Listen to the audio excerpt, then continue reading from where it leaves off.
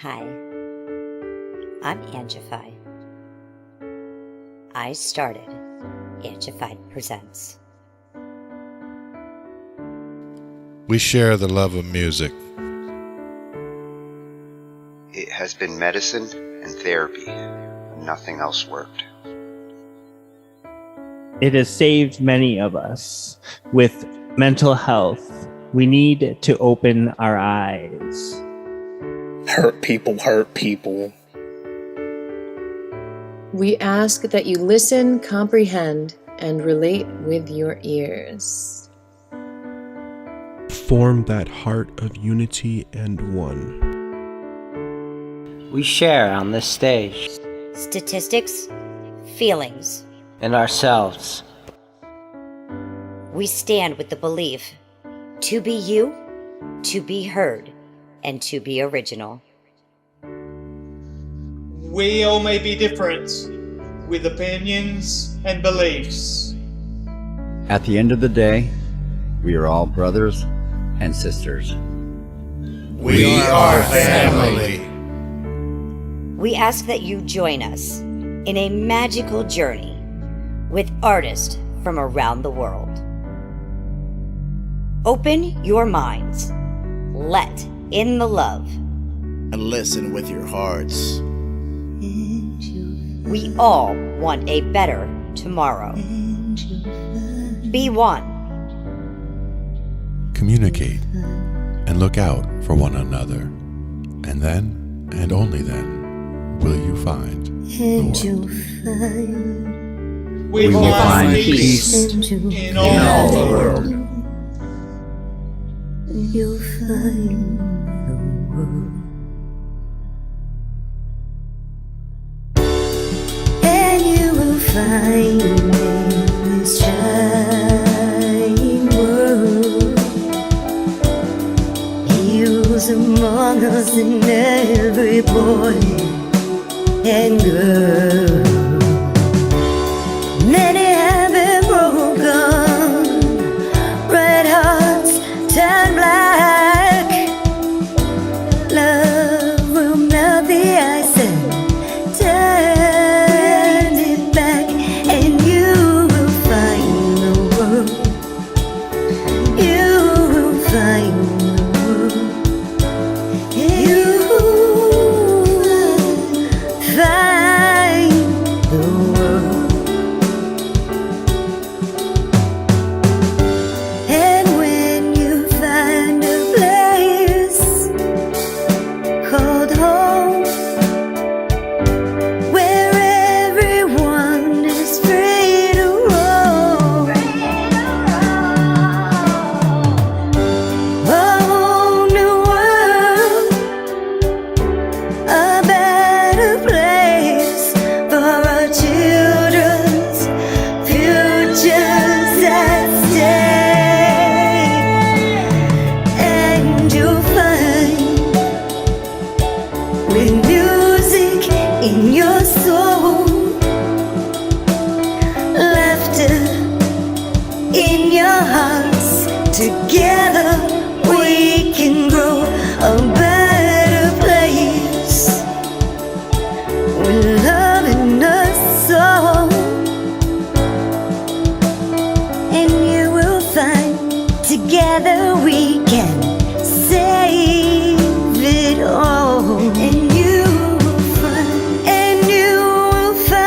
a place called home, where everyone is free to roam, a better place, a whole new world.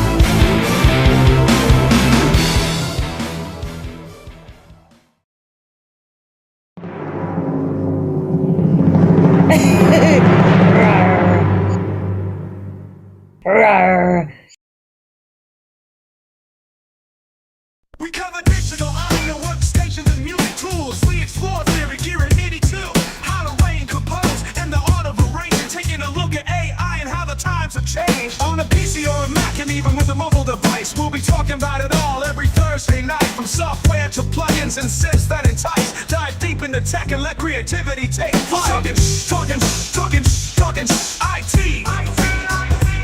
We're talking IT. Come and join in and have some fun. It's highly educational with a lot to learn. From bedroom producers to seasoned pros, we're breaking it down so knowledge grows.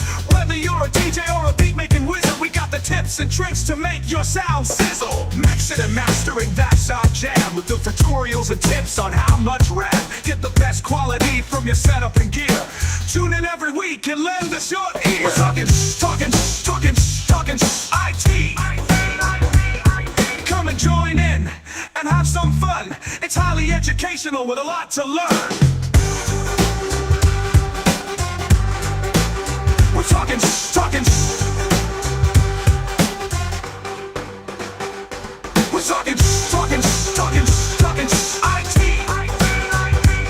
We're talking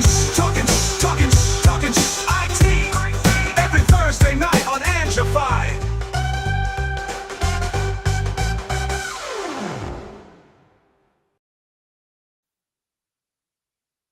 IT. Every Thursday night. Just like that. Oh, and it's going to be highly educational tonight. Yes. I think we're going to synthesize some good stuff tonight. Yes, I'm surprised we've never covered this before because it's one of my favorite topics next to piano night. That's right. And we're going to get to sheet music night one day too. Yeah, and when it comes to synthesizers,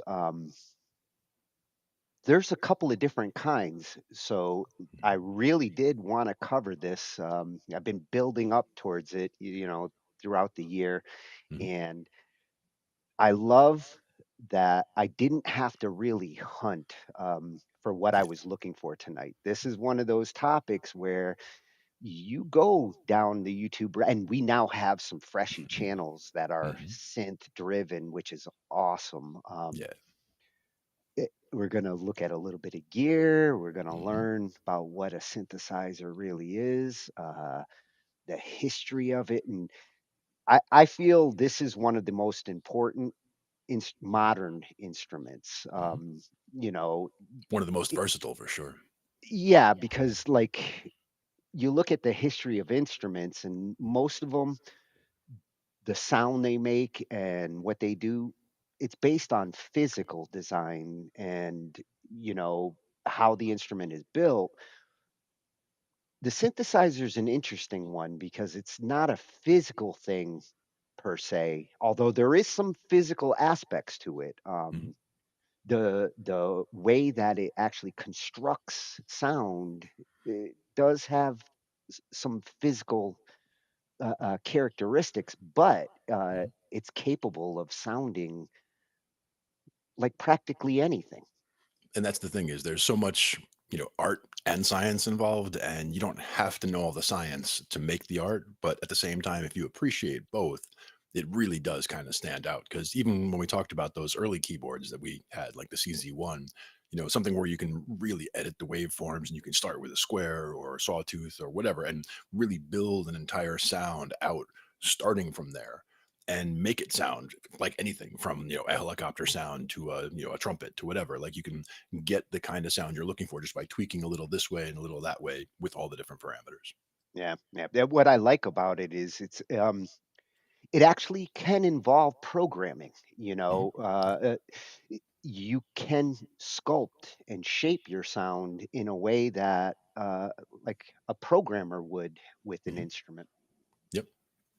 And it makes it very predictable output. Like when I do things just like this, these are the results that I get, and you can redo it very easily, time and time again. Yeah, and I do feel like it changed the landscape of music when it came into the picture. We really started to see music evolve. You couldn't have Pink Floyd Yeah. without the synthesizer. Yeah. And I mean, even in the early days, the prepared piano, they had all kinds of things that, made them, whether it was experimental or cutting edge or whatever you want to call it, but something, let's say, outside the box, right? I mean, they definitely had some stuff going on there where synthesizers were definitely key. Yeah, and what I found interesting as I was hunting for this, its history actually goes further back than I thought. Like, we're gonna see in our we'll go to the IT cave and we'll Hey, see what we're talking about here. there it is. And what we're going to start with is the history of synthesizers, because I really was curious as to where did it begin. And Andy Whitmore Mhm, did a fantastic job. Again, I didn't have shortages of videos that I wanted to go to for this, mhm. but this one has a nice complete history to it, and it's not, an hour long. So Yeah. um, he's going to cover the complete history of synthesizers, how synths change music forever. Completely Mhm. agree there. Nice. And then we're going to take a quick look at the differences between a synthesizer and a sampler. And, Mhm, I think a lot of people um, sometimes associate the two together, mhm. but there are differences. There is a form of synthesis that incorporates sampling along with waveform editing to do things, but synthesis and sampling are two different beasts. Mhm. Yeah. And I mean, one is kind of more copycat and one is kind of more from the ground up reproduction, right? yeah, yeah, and Studio Pro's Freshy channel, Mhm. awesome. Again, I had a couple of different videos that I could have chose here. Oh yeah. This one did the best job of explaining those differences. Hmm. Nice. And then once we know those differences, we've got to learn the different types of synthesis that are available. Mhm. And for the most part, there's four that are important to understand. Sounds good. Love the name of the channel. Nice. Does a good job of explaining this. Hmm. I like it. Yeah, every type of synthesizer explained. There's a few that are could be mentioned, but the the newer types of synthesis still rely on these base types of synthesis. Sure. Like subcategories almost. Yep, and then we're gonna have a twofer here with Dr. Mix. Hmm. Nice. Love that channel. We've been there for some of our mixing Hmm. videos and discussions, Yep. and he does an awesome job of covering the 7 greatest moments in synthesizer history.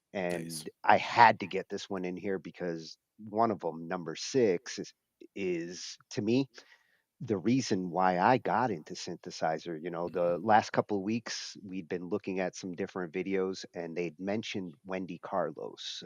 Hmm. And she created an album called Switched on Bach using the Moog synthesizer, Sure. which when I was a kid, when I heard Bach on synthesizer, I was like, I want to Mhm. do this. Oh yeah. And that's just one of 7 critical moments where synthesizers really changed the music world.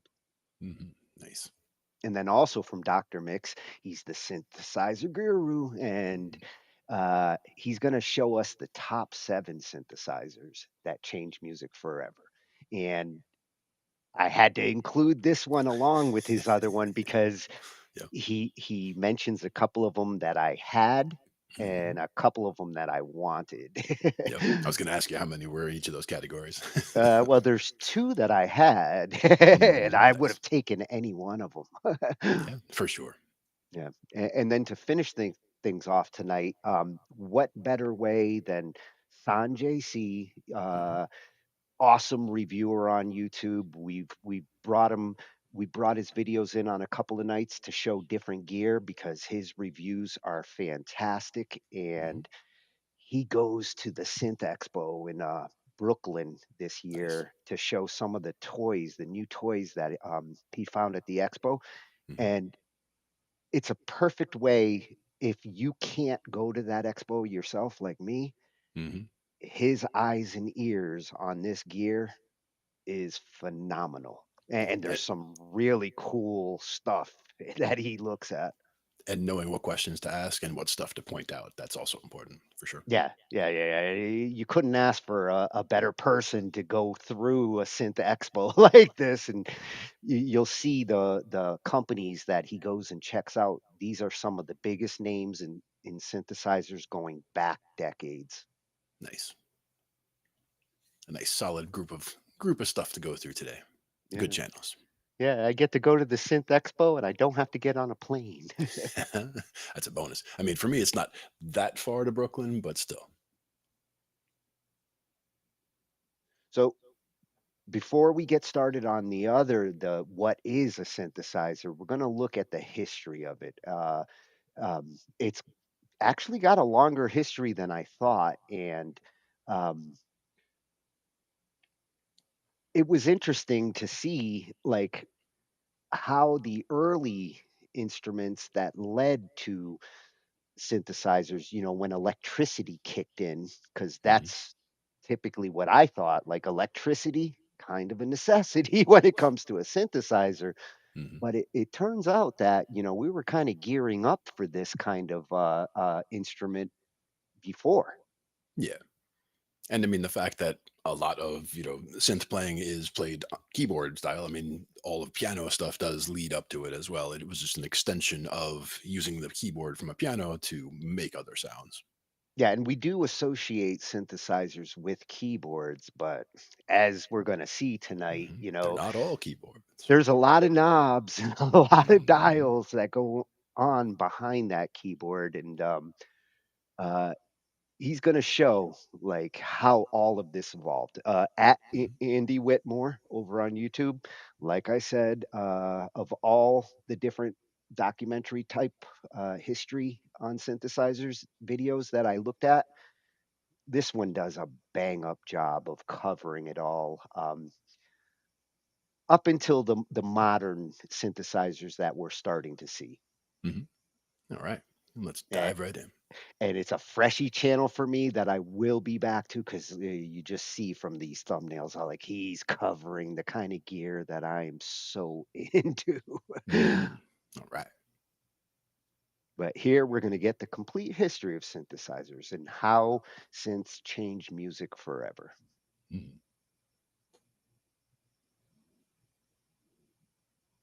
The history of synthesizers.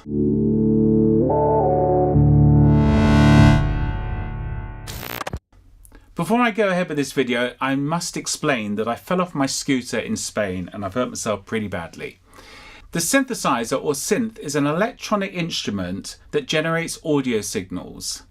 These signals are shaped into sounds using subtractive, additive or frequency modulation FM synthesis. These synths then often have filters that cut or boost frequencies, envelopes that control the stop and start of the sound, and an LFO which controls modulation of either the pitch or the tone. They're controlled by keyboards, sequencers or external controllers like MIDI.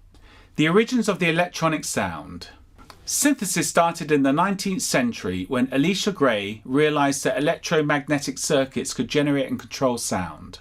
In 1901, Thaddeus Cahill invented the telharmonium. It was a 7-ton monster. It generated sounds and it sent them down telephone lines. This was before speakers and amps had been invented. You couldn't really hear the thing in the room. They would have a big horn that would amplify the sound, but people would literally dial in and listen to the guy playing the instrument. absolute weird stuff. It had 88 cogs that were enormous, and they spun around in front of a magnet which had copper wire on it. This generated the sound. So 88 cogs made an 88 note polyphonic instrument, and then a further 88 cogs would make the sound more harmonic, and this was essentially an additive synthesis. We'll dive deeper into that in another video. This was a crude system, but it planted the seed. Electricity can make music. In the 20th century, we had powered vacuum tubes, and then this introduced the Hammond organ and the Erie Ondas Martinet.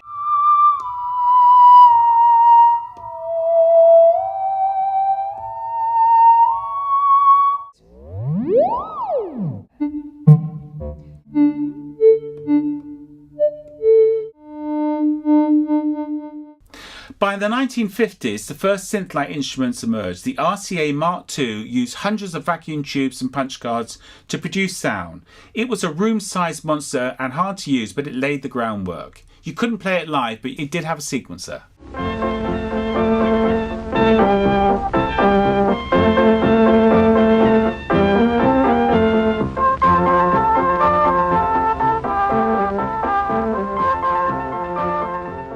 The Moog Revolution. In New York, Robert Moog was born. He was born to an engineer dad and a school teacher mum, a perfect combination.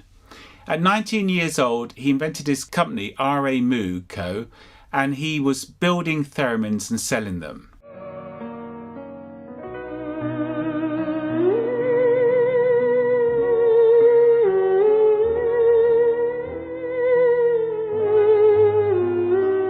In 1963, he met composer Herb Deutsch, and together they envisioned a more practical real-time synthesizer, the Moog modular system. It used voltage control to shape the sound dynamically, oscillators created rich waveforms, then filters and envelopes sculptured the sound. This was subtractive synthesis in action. Start with a harmonically rich tone and carve it into something usable. The Moog modular was revolutionary but also massive and expensive.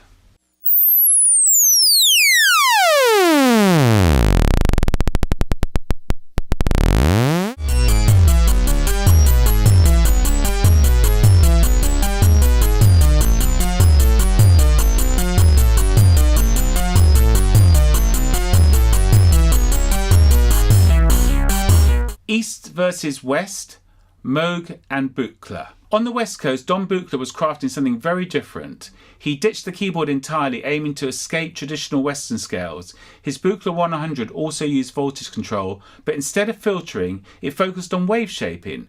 Buchla's approach was more abstract, more experimental, turning the synthesizer into a completely new instrument.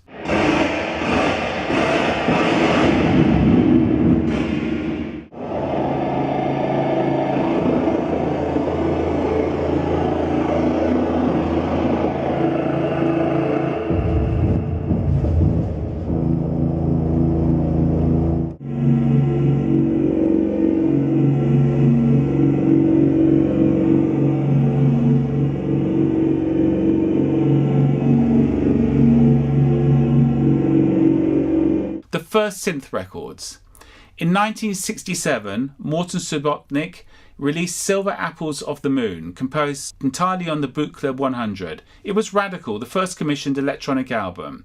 Then in 1968, Wendy Carlos changed everything with Switched on Bach. Recorded on a Moog modular, she layered performances one note at a time onto tape. It went platinum, showing that synths weren't just noise machines. They could make music, real music. It got the attention of the Beatles and brought synths to the mainstream audience.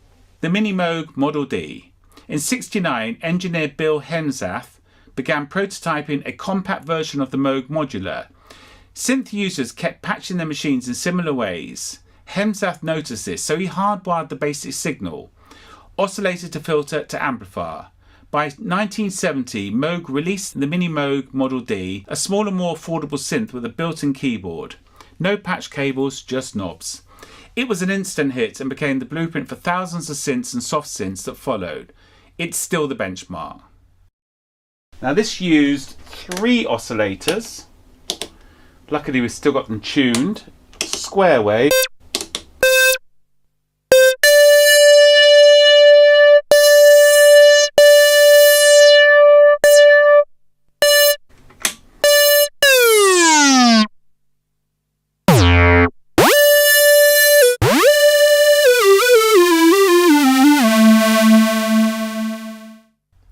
Meanwhile, in Putney, EMS invented the VCS-3. It was a little bit more primitive than the Moog. This quirky machine didn't even have a keyboard at first, pitching was unstable, and you had to manually tune it so the notes made sense to the Western ear.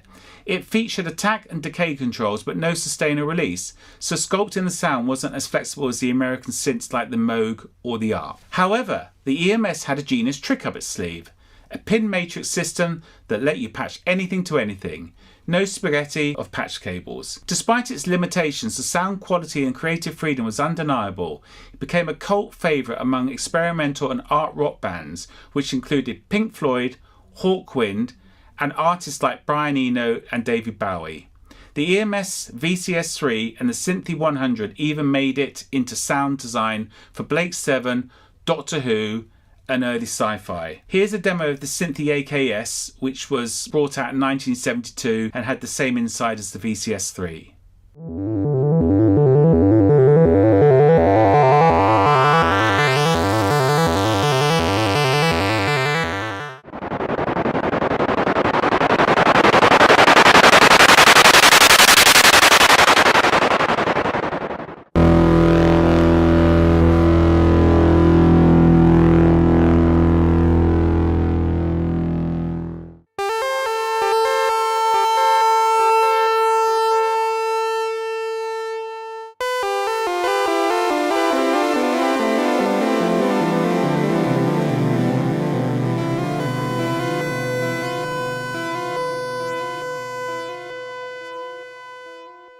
Polyphonic breakthrough. Early synths were monophonic, but artists wanted more, so Dave Smith came along and he invented the polyphonic synth, the Prophet 5.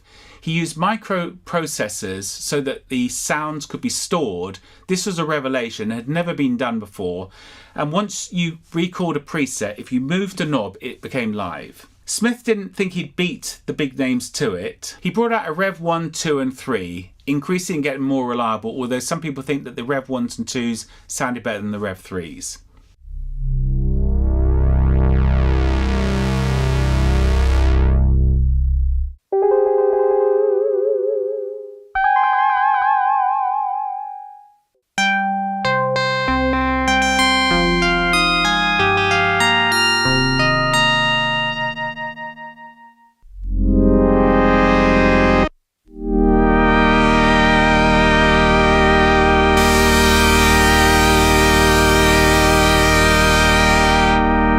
ARP and Oberheim followed suit, the OBX to Jupiter 4 entered the scene. Meanwhile, Yamaha had taken a different route. The CS80 offered rich expressive analog sound with polyphonic aftertouch and a ribbon controller, but no patch memory. You had to manually set every slider.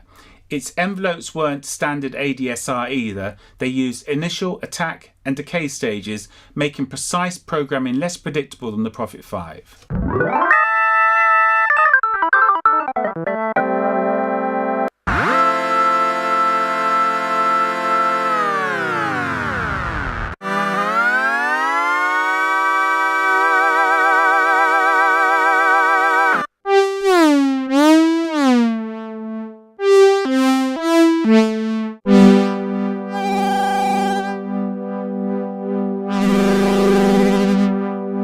Digital takes over, FM synthesis and digital sampling. In 1983, Yamaha dropped the DX7, introducing the world to FM synthesis. No filters here, just digital sine waves modulating each other to create bell-like metallic tones. It was the sound of the 80s, rubbery bass lines, electric pianos, synth bells, everyone had one. The Yamaha TX816 is 8 DX7s in a box.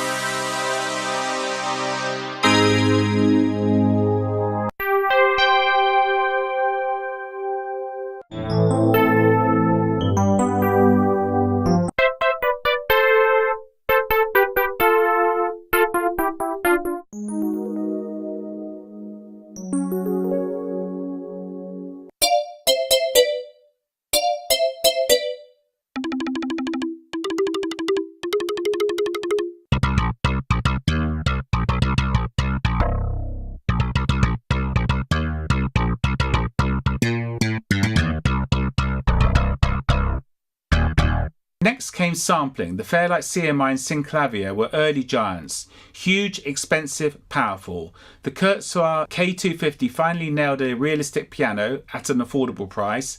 Then came the Sonic Mirage, EMU emulator, and Akai's S series, including the S900 and legendary S1000. Load, yes.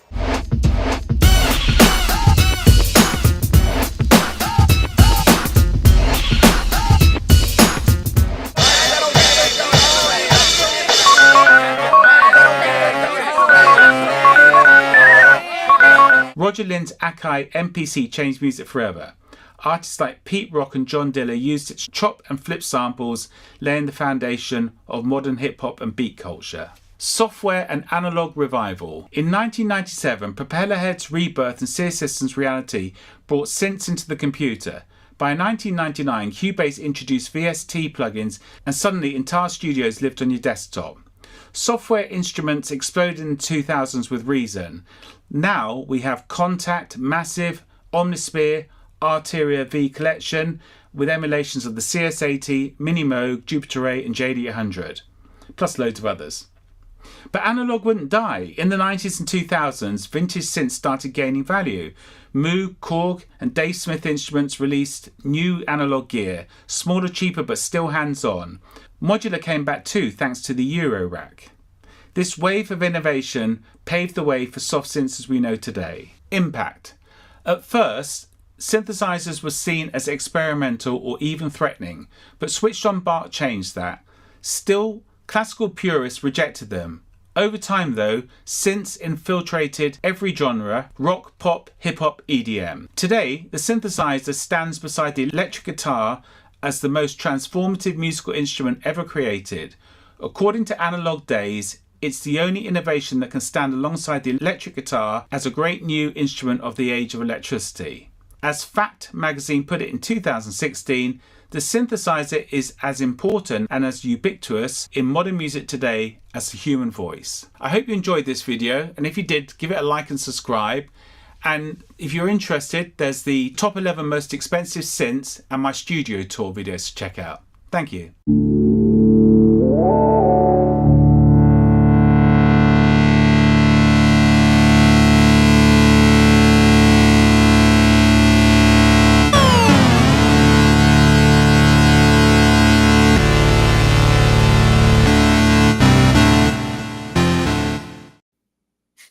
Nice. Just the facts, Ange. Just the facts. That's all you need. Just the facts. Oh, I got to check out his expensive instruments video. You like that 8 DX7s in a box? I like that. Well, some of the ones he showed there during the 80s, I would go play them in the music store. And to get my hands on one of those would have been, that was the dream. That Akai, the first one that he showed, their early Akai. Oh, I wanted my parents to get me that, but way out of their budget.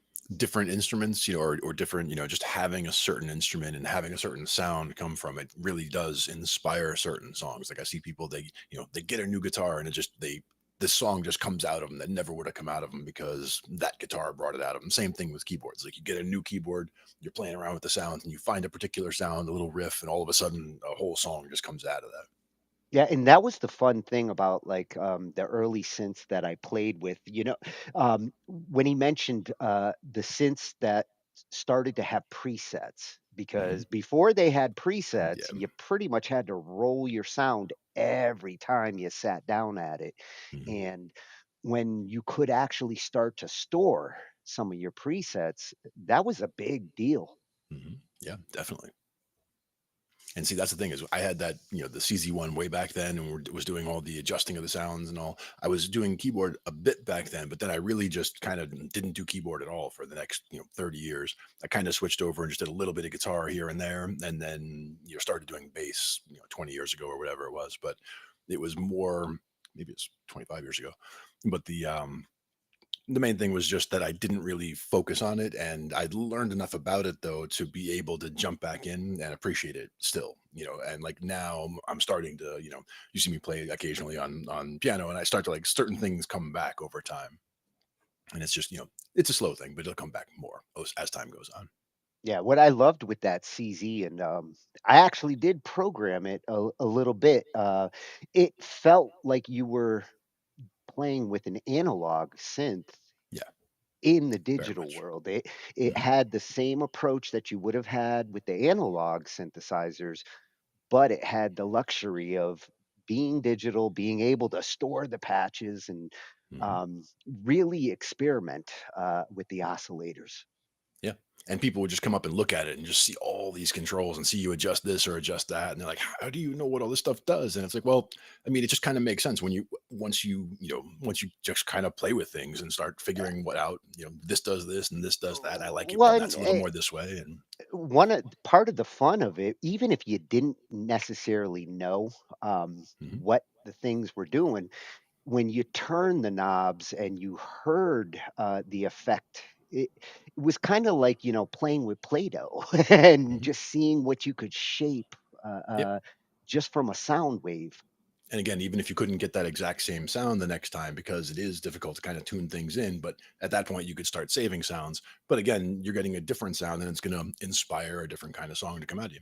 Yeah, yeah. Between the CZ and the DX7, which I knew you were going to love that one. and it's going to get mentioned. Mhm, It is one of the most legendary of the early synths for me. mhm. Uh, One of the most desired synths of the 80s and early 90s. Yeah, for sure. And that thing, I mean, we used to see it everywhere back then, like you said.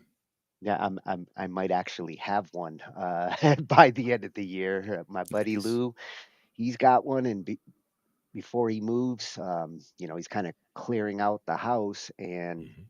that may end up on my synth rack. Nice. And it would have a happy home there, I'm sure. It's one of the retro synths that I would actually play. Mhm, He had mentioned with the advent of VSTs, one cool thing about now that we can load a lot of these synths in a plugin, mhm, it has brought back the appreciation for the analog synths and the retro synths. Um, they are making a very big comeback because of their accessibility. mhm. Now you would not want the weighted keys for playing synth, right? You would Uh, want the light plastic keys for most of what you'd be doing, right?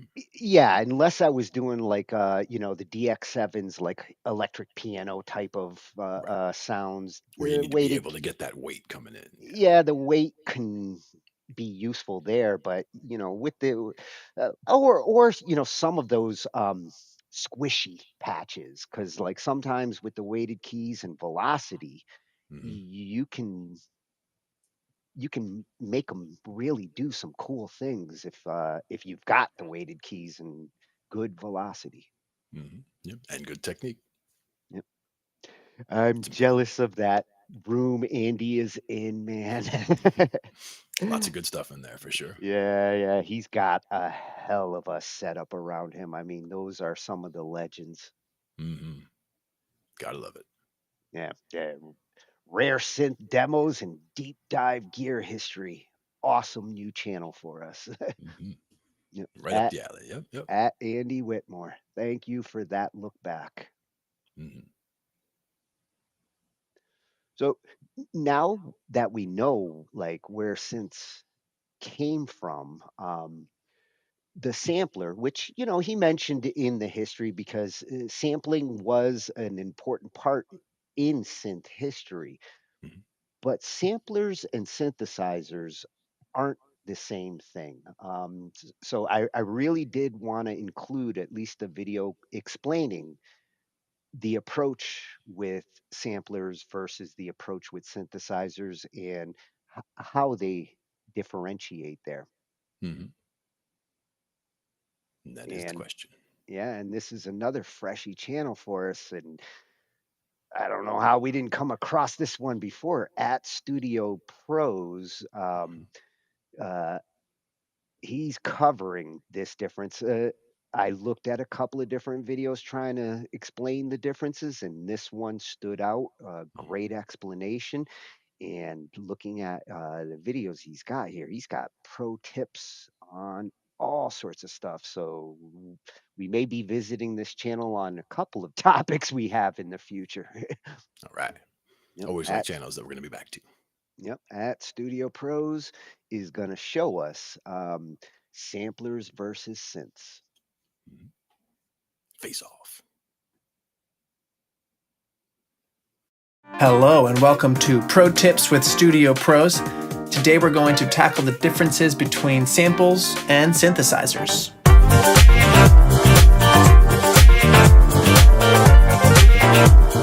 So what are samples and synthesizers? Well, in a modern context, we sometimes don't have the money, the time, or the facilities to go and record every single instrument that we need in our session.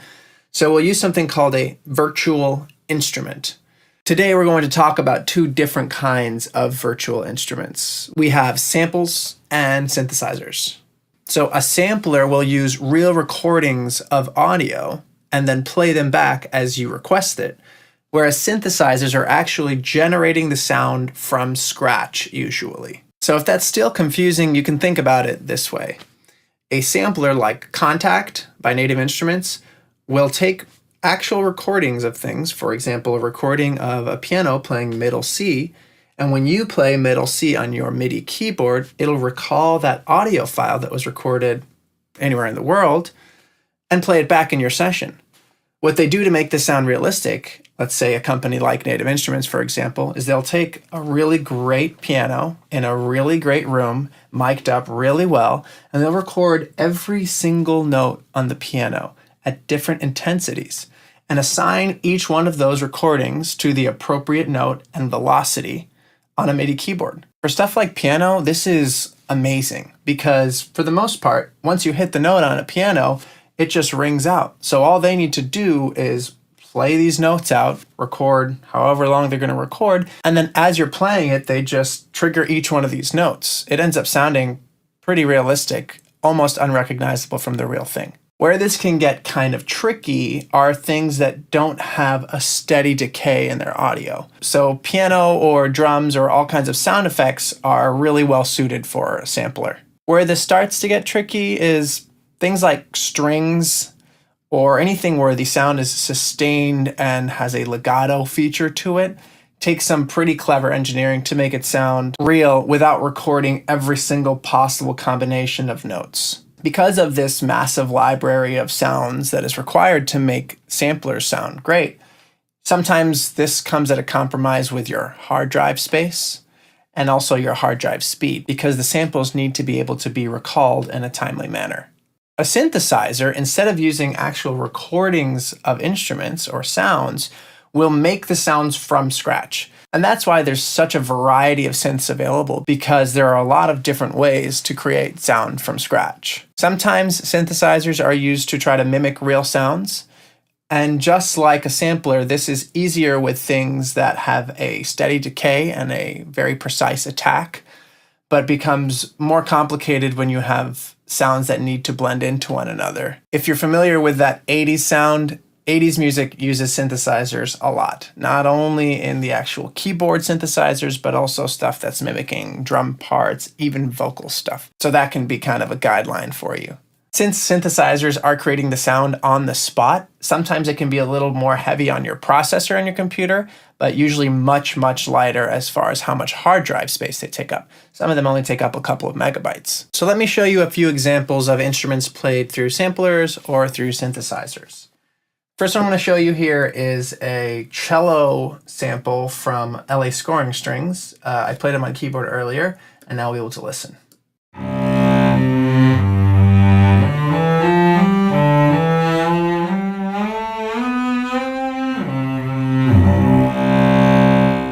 So that's the sample version of this. Let's hear what this synthesized version of a cello would sound like through a preset in Apple's Sculpture.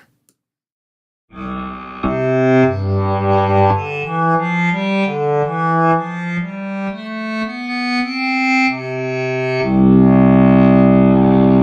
no one's probably going to believe that that's a real cello, but you could see how maybe that would be more appropriate in a certain style of music than having the actual cello sample. For drums, things get really interesting because most of the drums you hear on the radio these days are not acoustic drums, they're synthesized drums. So here's a drum beat done with acoustic samples.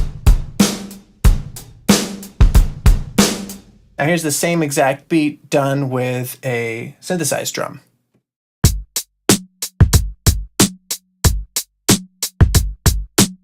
You can tell they're two very different approaches when tackling how to make drums work in a song. With bass, it's similar. You can have a bass sample like this.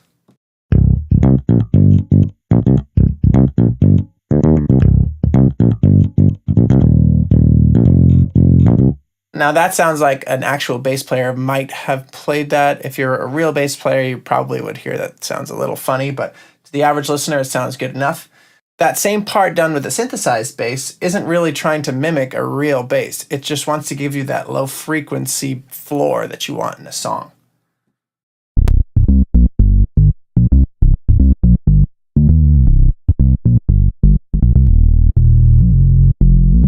So there you have the difference between a string sound, the difference in the drum sound, and the difference in a bass sound when it comes to sampled versus synthesized. One more time to clear it all up, a sampler will take actual recordings of instruments that someone took somewhere in some studio and assign them to notes on your MIDI keyboard, whereas a synthesizer is generating the notes from scratch. So someone had to figure out what part of a sound makes what sound like what. I'll let the geniuses figure out how to make it sound good. I just want it to sound good when I play it on the keyboard. So hopefully that'll make sense to you the next time you're trying to pull up a virtual instrument in your session.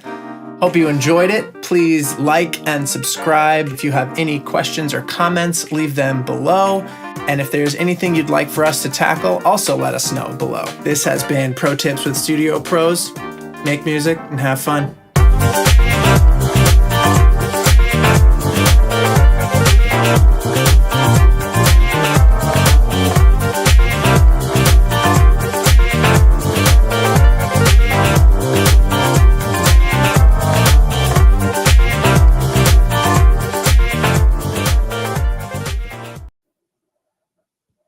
That's a groovy outro song. I like it. And I like And the bass comparisons too. Yeah, and I like it to sound good when I play it too. Definitely. His mentioning of like which sounds work well with samplers versus the ones that strings was always like a bitch in the early days of samplers to get quality string sounds in the early samplers. I actually liked my synth strings better than my sample strings until the 2000s. And the other one I was going to say was brass, was synth brass, because Yeah. that's also it's tricky, but if you can do the certain things that you need to make it sound authentic, it can actually sound pretty good. Yeah, and mentioning what you had to go through to get like good piano samples in the early days and sampling each note and At how different. many velocities? Yeah, and that was a very real thing, and because storage back then was really hard to get the amount of storage, it was tricky to get high quality samples until the early 2000s. It took a technology, gigasampler. I'm not sure if you're familiar with it, but in the very early 2000s, they came out with a method of streaming the sample, which allowed you to have like these monstrously huge piano samples and load them to play into the sampler without having the kind of RAM and resources that you would need. That was the beginning of getting really high quality samples. Yeah. And again, it's a process, and the technology does have to get to a certain level. Like they have the ideas first when the technology's not quite there yet. So they, have certain prototypes that come around and they're trying to get things together. And then as things all come together, you start to get these things where it all just starts to come together at the right time. Yeah, and it took time for great sample libraries to actually become available. Mhm.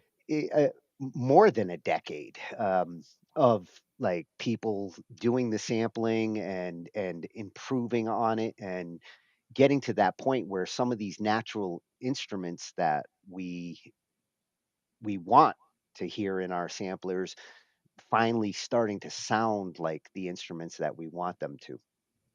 Yep. And I mean, you can make your own, libraries now if you wanted to. You can. It wouldn't be difficult. It does take all the space, like you said, and it does take the time and the effort to actually make all those samples. But you could, automate some of the process in terms of how you're doing things. But you could get if you have an instrument that you really, really like the sound of, and you wanted to get it sampled, you could do that. Yeah, yeah. My first sampler was in the 90s. It was the Ensoniq Mirage, which Hmm. at the time was one of the first samplers to actually be cost efficient. And you could store your samples on a floppy disk. Not that like you could have these big samples, but the fact that like you could sample and store it on a piece of media back then Hmm. was huge. Yeah. Unfortunately, you couldn't get a very long sample. I thought I was going to take like my other keyboards and I'm like, oh, I'm going to sample all my keyboard patches into this sampler. The results were not what I wanted. Yeah. Actually, when I had the CZ1, the really big Casio keyboard, I also had the tiniest one, the Casio SK1, which was one that had the little sampler in it, Yeah. where you could like, hello, and then you play it back, hello, hello, hello. You could just, put little samples in there. The thing that I like to do is if you could just like put the shortest sound you possibly could, like you snap your fingers or you like Yeah. tap it, and then it would make an action. It was kind of like doing a synthesizer where you're just starting with a very pure sound where it's just a certain number of cycles, and then from there, depending how high on the keyboard you're hitting it, you're getting the note you're looking for. Yeah, and the short sounds, those were the ones that translated the best. Hmm. Drums, piano, Hmm. xylophone. Yep. Short attack, steel drums. Yeah, yeah. Yeah, we actually had great samples of those going back to the 90s. Yep. Exactly. Yeah, yeah. At Studio Pros, great explanation of the differences there and where one benefits versus the other. With Hmm. synthesizers, you're not dealing with lots of memory usage. You're you're able to get sounds that don't require a lot of resources. Nowadays, it's not as big of a deal because Hmm. we've caught up with RAM and computer resources, but back then, I mean, it was the only way to actually make sounds and not pay tens of thousands of dollars for the Yeah. equipment. Yeah. Absolutely. Yeah, at Studio Pros. So now we're going to look at the different types of synthesis that synthesizers utilize to produce sounds. And um, the different approaches, it's good to understand how these different types of synthesis work. Uh, if you are going to go buy a synthesizer now, or if you're going to go download like some of the synthesizer plugins that are Hmm. out there, and you're looking for certain kind of synthesizer sounds, you want that Pink Floyd kind of sound. You'll I'll typically go to Google and like find out what the original musicians used for their synthesizers Hmm. to to produce that sound. And you don't necessarily have to get the same synth that they use, but you Right. do want to get the same type of synthesis that they use to approach it because the different types produce different types of patches. Very different types of patches, like he demonstrated in that last one. Yeah. Yeah. Yeah, and this one's coming from Sounds Good at Right. Sounds Good Channel. I love the name. Excellent. It's Sarah. She's a musician and she makes educational videos about music on YouTube. And Mhm. we love educational videos. Looking at what she's got here, yes, she is a synth fan too. Nice. Oh, and she's also looking at some of the synths that first influenced me. PCM, Mhm.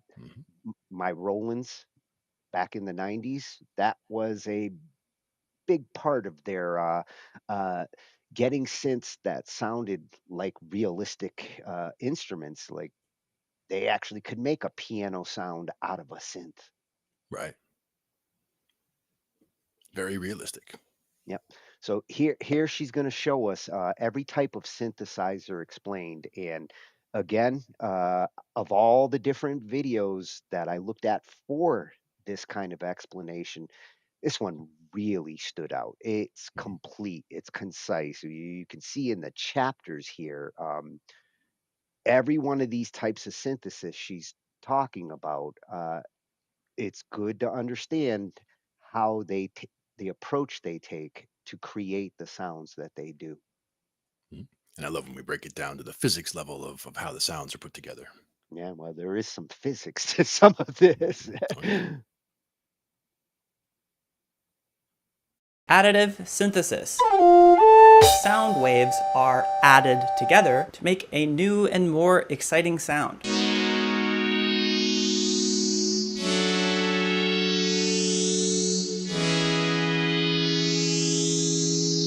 In my opinion, there are two distinct applications of this method. The first is so simple that the earliest examples of it come from before synthesizers were even invented. The pipe organ pumps pressurized air through hundreds of pipes separated into groups based on their size and material. The player controls which groups are active using something called stops.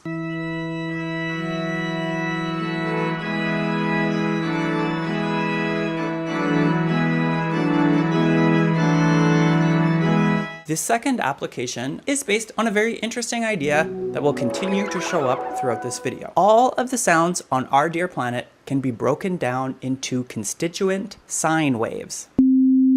We can see the sine waves that make up the sound of me talking on this image here called a spectrogram. So, understanding that all sounds are made up of a bunch of sine waves, it's intuitive that it could be interesting to manipulate those sine waves as a synthesis method.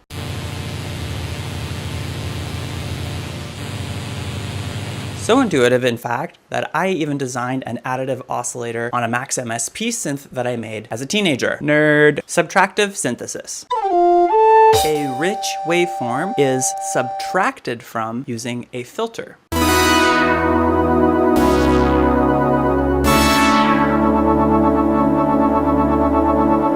Subtractive synths are set up like this. We start with a sound source, also known as an oscillator. And there are about 4 or 5 sounds or waveforms that these oscillators make. Saw, square, triangle, and sine. This oscillator then runs into a filter. Common filter designs include the low pass, high pass, and the band pass. Finally, this signal runs from the filter into an amplifier, which controls the intensity or volume of the sound. So our signal path is this. We have an oscillator going into a filter, going into an amplifier. From there, we can automate parameters of the sound using control signal generators. We could use an envelope generator to modulate the overall intensity of the signal by connecting it to the amplifier. We could also connect a low frequency oscillator to a filter for a fun wah wah wah wah kind of sound. The very first attempts at subtractive synthesis began with the military.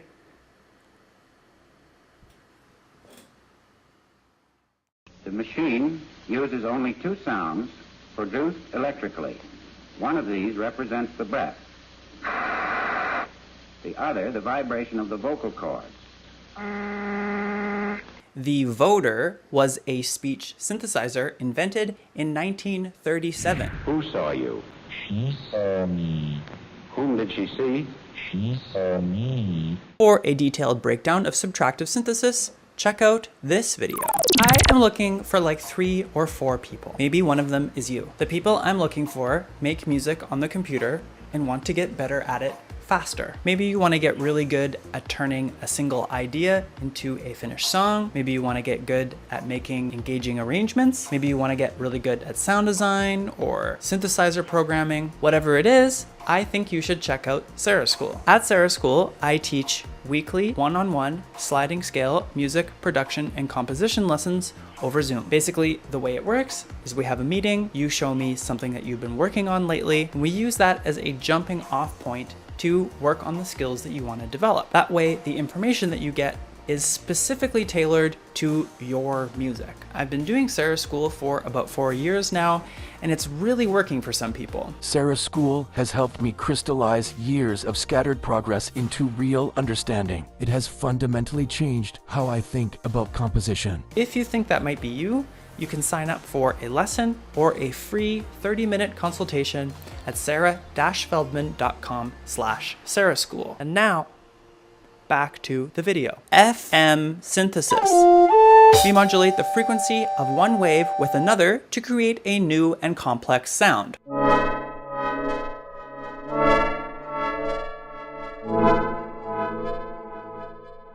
FM synthesis was discovered as a sort of happy accident by John Chowning when he was working with a big computer at Stanford in 1967. Chowning was not clowning. He wanted to make a basic sound with a bit of vibrato. So he started by programming one sine wave oscillating within the frequency range of human hearing. Then he modulated its frequency with a much slower sub-audio rate sine wave. He then became curious about what would happen if he increased the rate of the slower sub-audio rate sine wave into the audio range.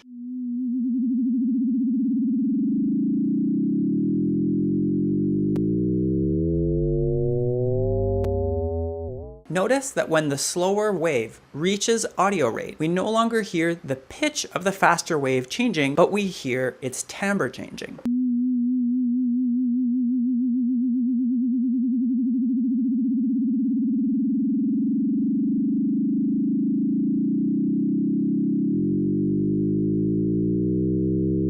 This was an incredible discovery, especially in light of the fact that computer resources were very scarce and they would be for a long time. Modulating the frequency of one sine wave with another can create a fuck ton of partials.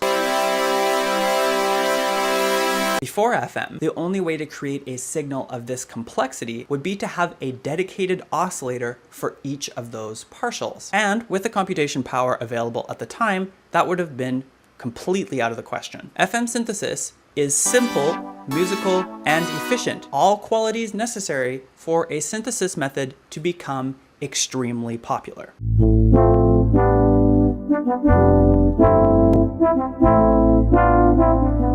If you want a video on the nitty-gritty of FM synthesis, including things like sidebands, comment below. Wavetable synthesis. A small sample of audio is read back very quickly to create a complex waveform.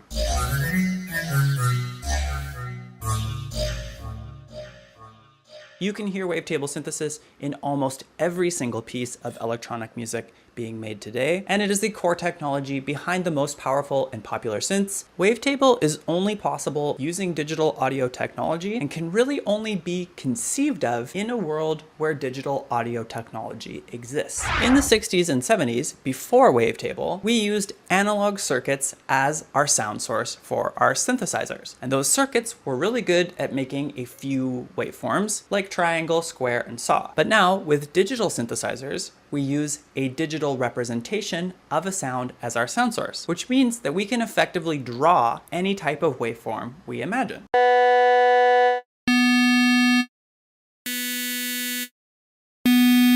What's more is we can draw an even longer waveform and then only read back a portion of that waveform, but then move the portion that we're reading back to change the sound over time. That's amazing.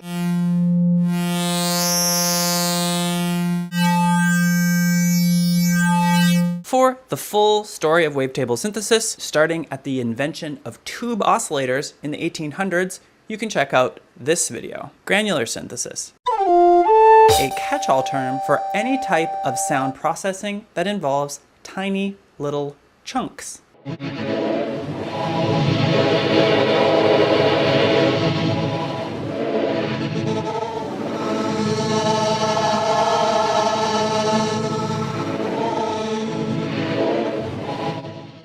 Now, crucially, these chunks must be within the range of 1 to 100 milliseconds. You might be thinking, well, arguably, a partial, or like a sine wave, an additive synthesizer, could be a chunk. But no, the chunk has to be in the sub-audio rate frequency range. We're talking about a chunk that you can hear as an individual little tiny sound.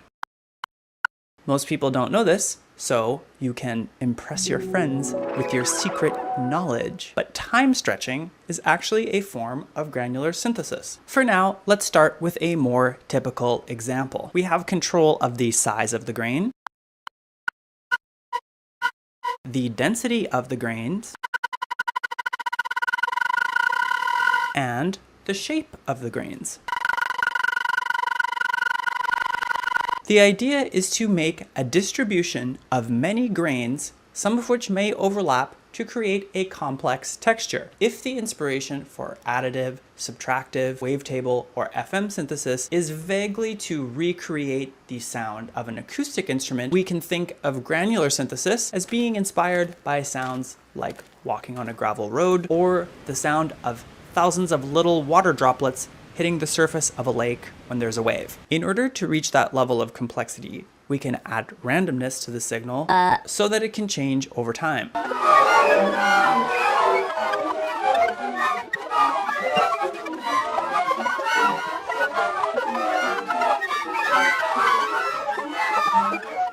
Oh yeah, and now that you understand how granular synthesis works, maybe we can try to understand time stretching. Can you guess how it works?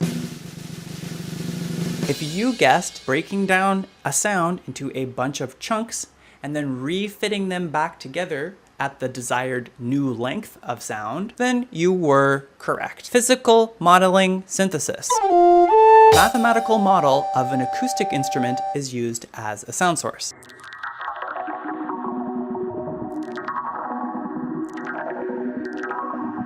The basic setup works exactly like an acoustic instrument. The exciter, say a guitar pick, sets a resonator, say a guitar string, into motion. In physical modeling synthesis, you have a mathematical model that represents the exciter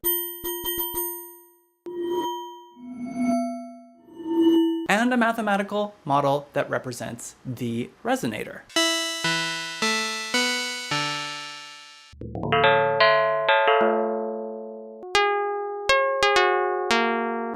It's fun because you can create instruments that would never exist in real life, like a tube that gets larger when you hit it.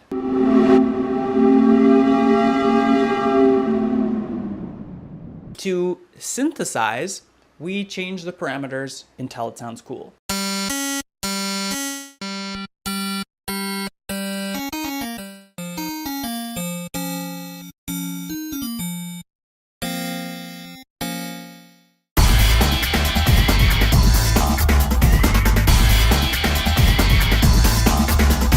Modular synthesis, any type of synthesis where the user creates the signal path.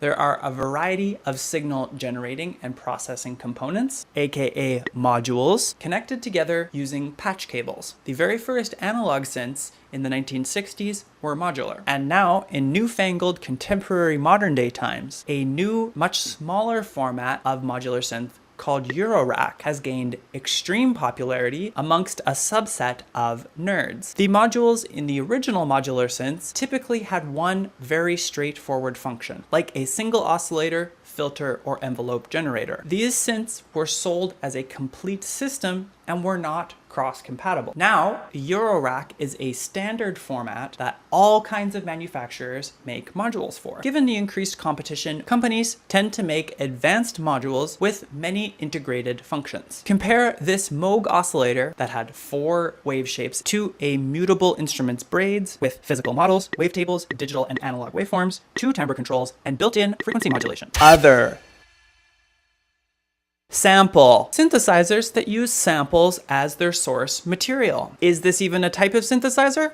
Probably. Romplers. Sample-based synths that only use samples installed by the manufacturer. Vector synthesis. Crossfading between multiple sound sources. The idea here is that a lot of acoustic sounds have a little burst of noise right at the beginning of the sound. Subtractive synthesis and most other forms of synthesis don't do this. So if we crossfade through a couple of different sounds, then we can create some really interesting complexity and include those funky little transients that our brains love so much. Phase modulation, very similar to FM, but working on principles of phase instead of frequency. Speech synthesis. This one is self-explanatory. FFT synthesis. Basically, a sound is analyzed for its constituent sine waves, and then those sine waves can be individually manipulated to create a new sound. Resynthesis analyzes sounds and reconstructs it.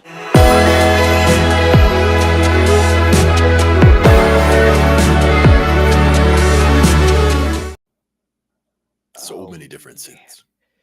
Oh, and her synth brain is massive. There's a few in there I'd kind of heard of, but never got familiar with. And then there's a few that I did play. The vector synthesis, Yep. dabbled in it a little bit. Additive and subtractive. That's the one that like you kind of have to learn first, but um, these evolutions, the phase modulation. I wonder if that's also the one that the CZ played because that was called phase distortion. I Mhm. think synthesis. Yeah, I love the fact that just changing the pitch up and down. And again, this is in the earlier days, so this was the first one that I remember where you could actually just get a sample real time into the thing and just go. And I thought it was funny when she mentioned sampler and adding synthesis on top of it, and is this a synthesis? And her kind of response there. it- I do have my Halion sampler has all these different types of synthesis in it now. They actually added FM finally Yeah. in the last version, and it does have that ability to mix sample with synth approaches to take samplers a sample into a whole different direction. Um, Man, I wish I had this kind of course or school and knowledge Mhm. back in the 80s when I was first getting into it. Yeah. And when it comes to one of those, where you're manually patching things with the wires in the front there, I mean, it looks like a whole spaghetti mess, but really when you're starting out, it's clean. You're starting with one thing and you're just kind of building from there, and it all becomes, it grows into something like what you see at the end there, Yeah, bit by bit. some people can actually do that whole like patch bang kind of like it. To me, it looks like those old school operators that used Yep. to patch calls. Yeah. Like, And it okay, looks like let some me of let the me route your call over here. it looks like some of the nightmare server rooms we've worked in too, where you look in the server closet and you're just like, no, man, seriously. It's like you put it together like that. Come on. Well, and I can't believe that voice synthesis goes back to 37. The Mhm. military, leave it to the military to come up with the synthesis. Yeah.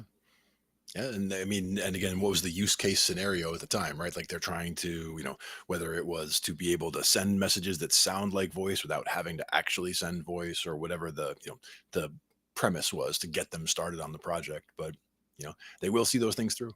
I think some visionary back then said, this will be a speak and spell one day, and Sure. kids will learn how to spell with it. Hmm. Could have even been somebody thinking about translation, like saying, how do we make it so that we can translate in from, from one language to another or whatever. There's a number of different ways you could use that. Yeah, that's actually a really slick way to create that Star Trek Universal Translator. There you go. Oh, I loved it. I was a nerd too, Sarah. Oh I yeah. did Oh, yeah. I did those nerds are us. and I wish that I had spent more time on the synthesizer side of things going into the 90s and when I went into the Roland keyboards and started doing the PCM wave table approach. I started buying my keyboards to get natural sounds, and I really didn't appreciate the beauty of the synthesizer sounds. And now I've kind of gone full circle. I want to take a different approach with my music now, and going back to this kind of synthesizer sounds is going to give me a way to write something different. Absolutely. And something like we were talking about the synth strings and the synth brass, right? So the brass, like that's not a bad brass sound, but again, it comes down to how you like the articulation, and it comes down to how the notes, how they bend. It like doesn't sound like it should when you're doing a bend on a on brass, but Well, that's it's something that you have to it's work it in there. it's perfect for the final countdown. There you go. or Axel F. Yeah, there you go. Either one works. Yeah. I don't even remember that one. Probably an E. Axel. Well, I'm gonna have to check out her school that she's got there. I love the fact that there are now schools for synthesis enthusiasts. We live in an awesome time. Absolutely. The resources are out there, man. Yeah. All of Awesome information, Sarah. Really glad we found this channel and we covered synth tonight. Yes, indeed. Great addition. Good stuff. Yep, at Sounds Good channel. And now we're going to have a double header here from this channel. Dr. Mix, we've been here for a couple of different topics, and go figure, not only does he give great mixing and tips and that, he is the synth guru. And these two cover parts of the history that I am stoked to go through, because this one, the 7 greatest moments in synthesizer history, I really wanted to get this one in here because number 6, Wendy Carlos, which we've heard, some mention of, for me was groundbreaking as a kid. Bought my first synth. I wanted to be a guitarist at first, but that didn't work. And with the keyboard, when I heard Switched on Bach, my love for classical music and my love for synthesizer just like all of a sudden collided, and I spent the next 40 years like playing with that. Nice. It's good inspiration. Yeah, and this one's coming from at Dr. Mix over on YouTube. Awesome channel for mixing advice, synth advice. He is the synth guru, and he does talk music production, lots of tutorials.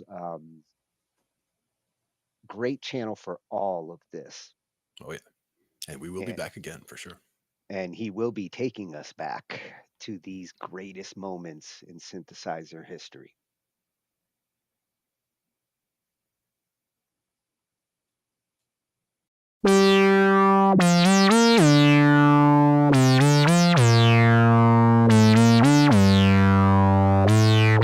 Hi, and welcome to Dr. Mix 7 Greatest Moments in Synthesizer History. Kindly sponsored by UVI, the makers of Synth Anthology 4, a collection of 200 incredible hardware synthesizers in one plugin.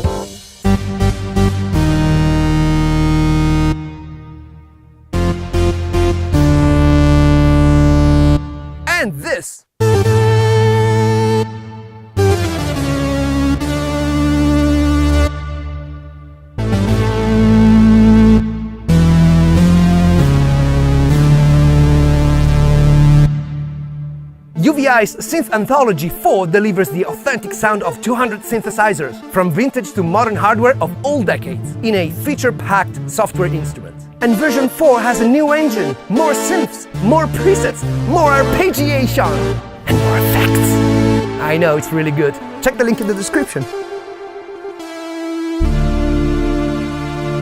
And now, number 7, The Day the Earth Stood Still, 1951. This is a visionary movie where Earth gets visited by aliens. Hollywood composer Bernard Herrmann decided to use the theremin for the soundtrack to evoke suspense in a futuristic way.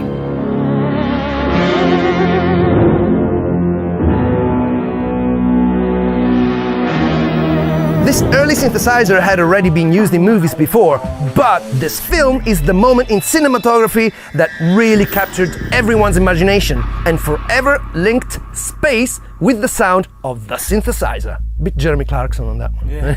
I have a theremin and I'm gonna play it for you right now! This is the theremin and it has 2 antennas which are sensitive to proximity and touch. Let me demonstrate. This controls the amplitude. This controls the pitch. So you can do that phantom sort of spooky sound like this.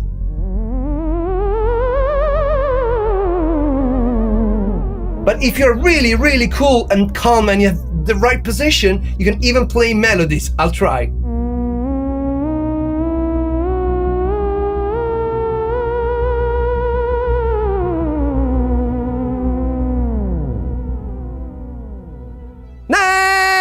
Number 6, Wendy Carlos switched on Bach, 1968. This was the first classical music album played entirely on a Moog synthesizer.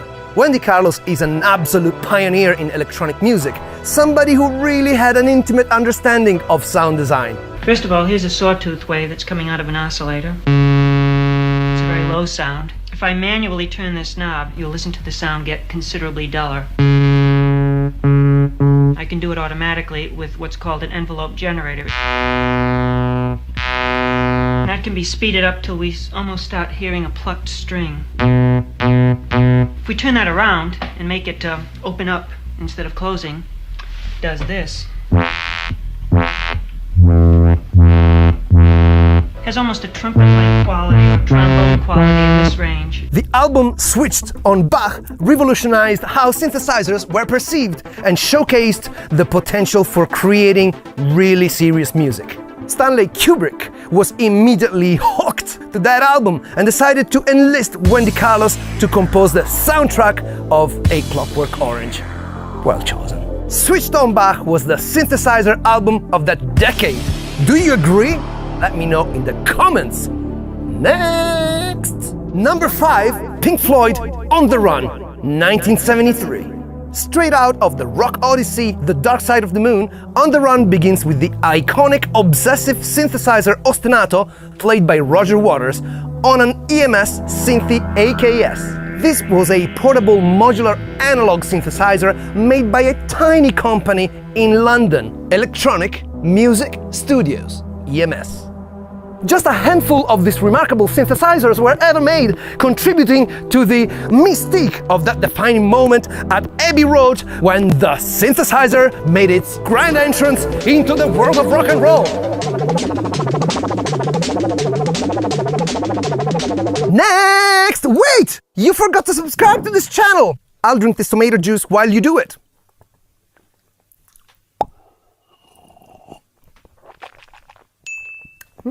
Done it? Next! Up to that decade, the synthesizer had already been eerie,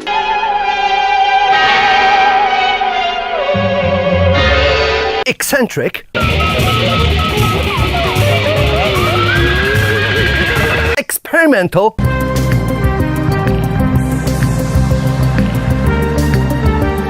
powerful.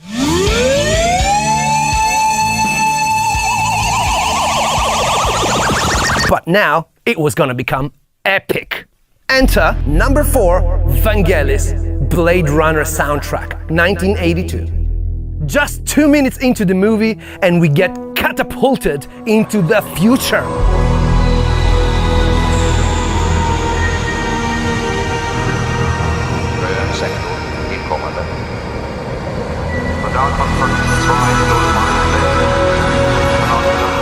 For this majestic and solemn moment, Vangelis wisely chose Yamaha's monster synthesizer, the CS80.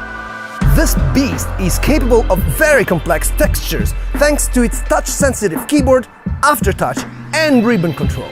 Together with its dual 8-voice architecture and an ocean of wires, the stars really seem to be aligned for one of the most memorable moments in synthesizer history. Next. Number 3, Daft Punk, The Funk, 1995. Roaring from France, masked duo Daft Punk came with an obsessive, rude, in-your-face synthesizer riff that dominated the electronic music scene of that decade. Their weapon of choice? The small but mighty MS-20 monophonic analog synthesizer. This synth was famous for its aggressive filters and semi-modular design that allowed it to do this. Let's turn up oscillator 1, right? And then I put it as a pulse wave, and then I am going to add the second oscillator. So we got this plus that. Yeah, something like that. And then we're gonna use the low pass filter. See, it's got this peak, which sounds pretty cool, right? So we keep it around there. And then we also use a little bit of low pass. Okay? And then finally, we start adding some modulation from this ADSR. Yeah? And then we add a little bit of attack, bit of decay, a little bit of release, and then we try and make it ring.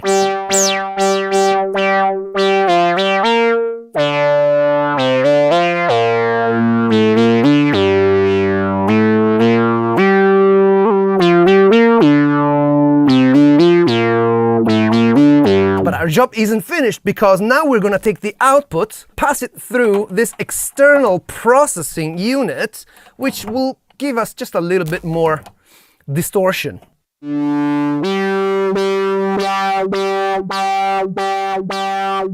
I think I got it.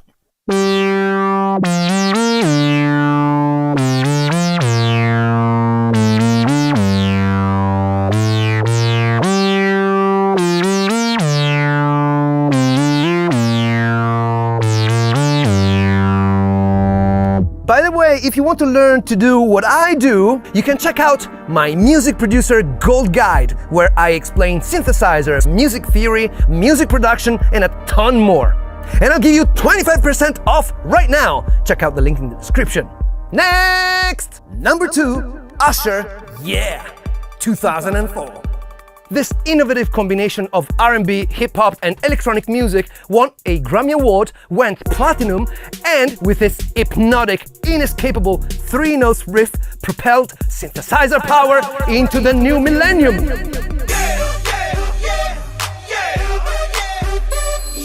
The sound is reminiscent of 90s rave music, and it can be recreated with just a few moves.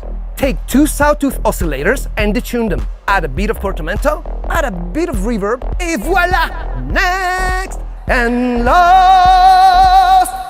Number 1, Skrillex, Rock and Roll, 2011. Hysterical, turbulent, exhilarating, shadowy. Dubstep originated in South London in the late 90s, but it reached its peak popularity in the 2010s. Skrillex's rock and roll embodies the art of treating and chopping synthesizer sounds. I like to imitate its sound like this. Take a few gritty FM sounds like this one, and this one. And now play them on a sampler.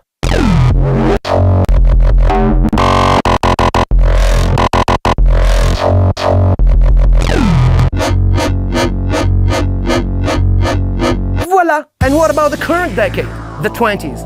Has the synthesizer sound of the future been found yet? Or is it yet to be invented? Let me know in the comments. I love you. Boom!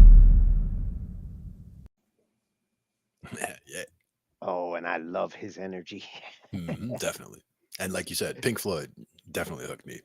Some Yeah. of those early sounds. Yeah. Well, and I forgot about Vangelis. I had tons of CDs back in the 80s from him. Nice. Yeah, I was going through a new age phase, and he had it. He had the sound. Yeah, I think 80s. I was definitely heavy into the Floyd at that point. Also, the Grateful Dead, naturally. But Yeah, those were all monumental moments in synth evolution. And again, number 6, Wendy Carlos, absolute goat of synthesis. nice. Yeah, One of the ones that I used to listen to a lot with Pink Floyd was either Momentary Lapse of Reason was a good album for that. Metal was one that I liked a lot, but also Adam Heart Mother was the one where that first song is like 23 minutes long, but it just has so much going on, and it's just such a journey, the whole song. So that's one of the ones I like to check out a lot. yeah. That's how you appreciate the classic synth sounds. And as far as the synthesizers go, also coming from at Dr. Mix, we're going to look at the synthesizers that likely produce some of these sounds we just heard there. There's a few of them that I had, a few of them that I used to go play at the music store and dream of having. Just couldn't get it into my budget back then, but these were the synthesizers to be desired back then. The ones everyone wanted.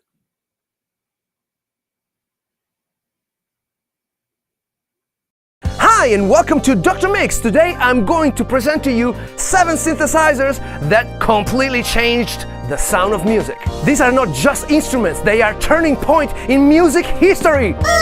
Stick around till the end because I got a free gift for you from my upcoming video course, Synthesizer Guru. My 43 lessons video course on every type of synthesis. So let's start with number 7, the Prophet 5. This guy. This guy is from 1978. It's a subtractive synthesis analog synthesizer. It's got 5 voices and it's got 2 oscillators. Yes, this is the first commercial compact polysynth.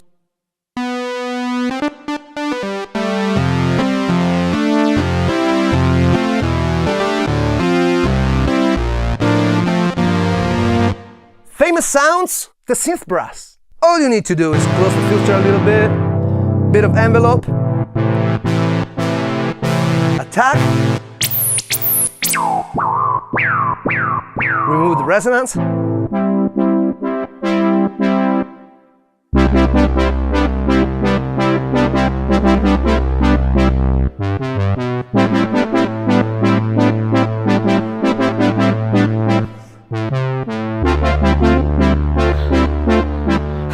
Merry Christmas! Next! The D50 by Roland. From 1987, this is the first example of linear arithmetic synthesis. It's got 16 voices and 4 partials, and it was the first synth to bring realism to synthesizers. It was basically a mix of sampling plus a virtual analog modeled circuitry. It had a massive impact on popular culture because of its very famous sounds. Let's check out a few of them. Fantasia.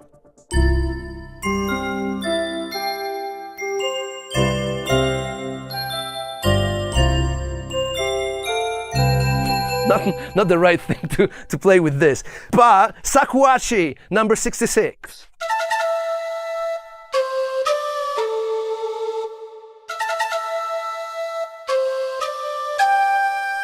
Yeah, baby, the D50, I'm telling you! 44, Pizzicato.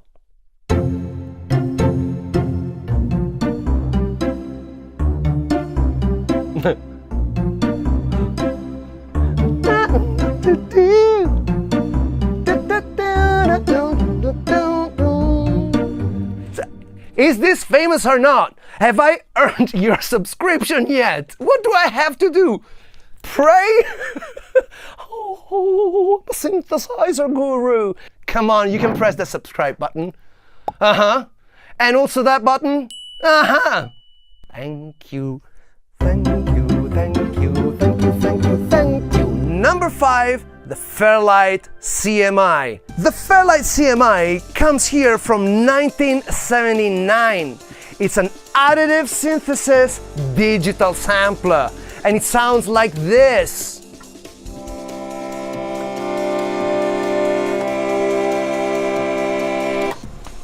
This is real vintage, boy. It had 8 voices, and it's the first of its kind synthesizer workstation with sampling capabilities, additive synthesis, and lots more. If you don't have a Fairlight CMI, either it's because it was massive and it cost like an apartment, it's super rare, impossible to find. That's why we have plugins for it. As I explained in my synthesizer course, this one, I'm gonna play you now a little bit of that. Okay, fundamental boost. So this is the fundamental. See, this is the resulting waveform.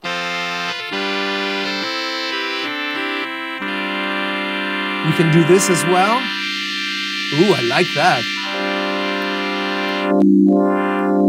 I look at the Fourier transformation. Isn't that crazy? Next! Number 4, the Mini Moog. Look at it. Look at it. Isn't that beautiful? The Mini Moog came to Earth in 1970, and it changed everything because now we could take a synthesizer in the recording studio, at gigs, and give guitar players a run for their money. Monophonic, 3 oscillators, portable, big sound.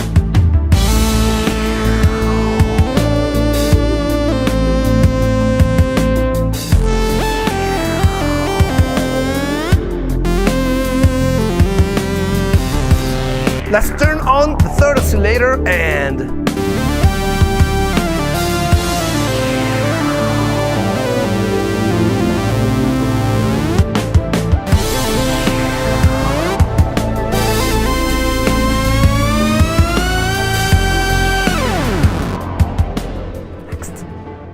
Number 3, the Yamaha VL1. The first example of commercially available physical modeling synthesizer. This was made just in a very small limited edition in wood, and it's the first time that actually we could get that technology to work. Famous sounds? The Flobo.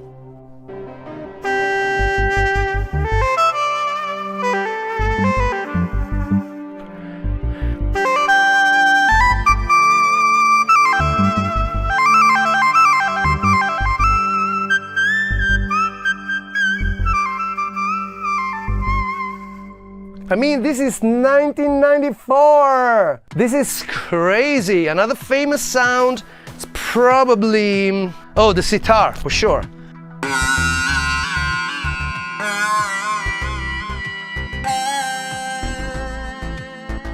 Let's not forget number 27, C flute.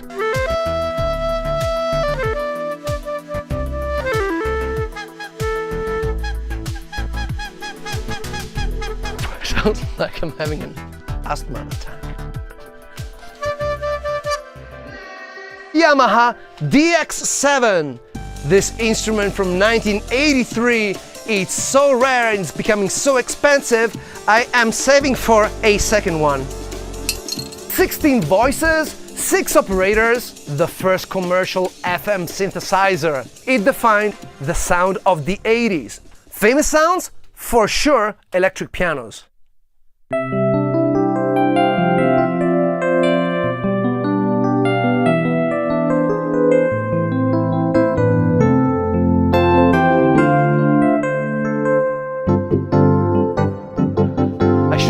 I should actually record this. Maybe not. But the DX7 wasn't just about great electric pianos, it was about this as well.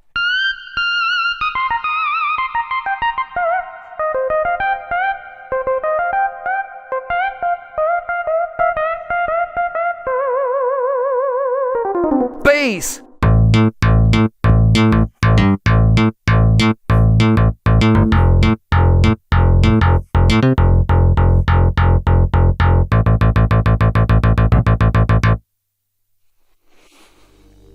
Yes, obviously harmonica.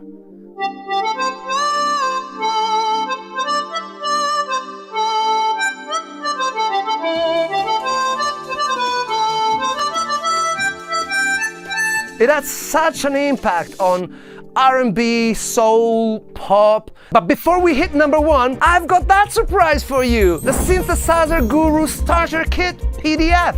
Inside you will find all the essential building blocks of synthesis, signal flow, waveforms, envelopes, filters, and more. It comes in both dark and light versions for easy print. Click below and download your free Starter Kit PDF. Number one, the best-selling synthesizer of all times, ladies and gentlemen, the Korg M1. So epic! From 1988, this has a sample and digital synthesis, not too dissimilar from the Roland D50. They came up with some brilliant presets.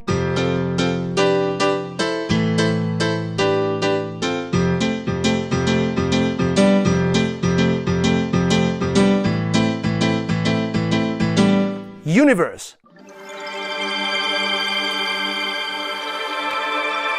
16 voices of goodness. These sounds are timeless. Check this one out.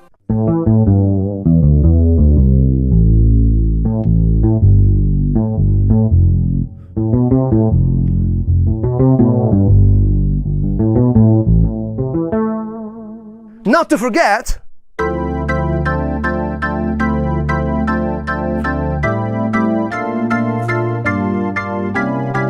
man, this sounds divine.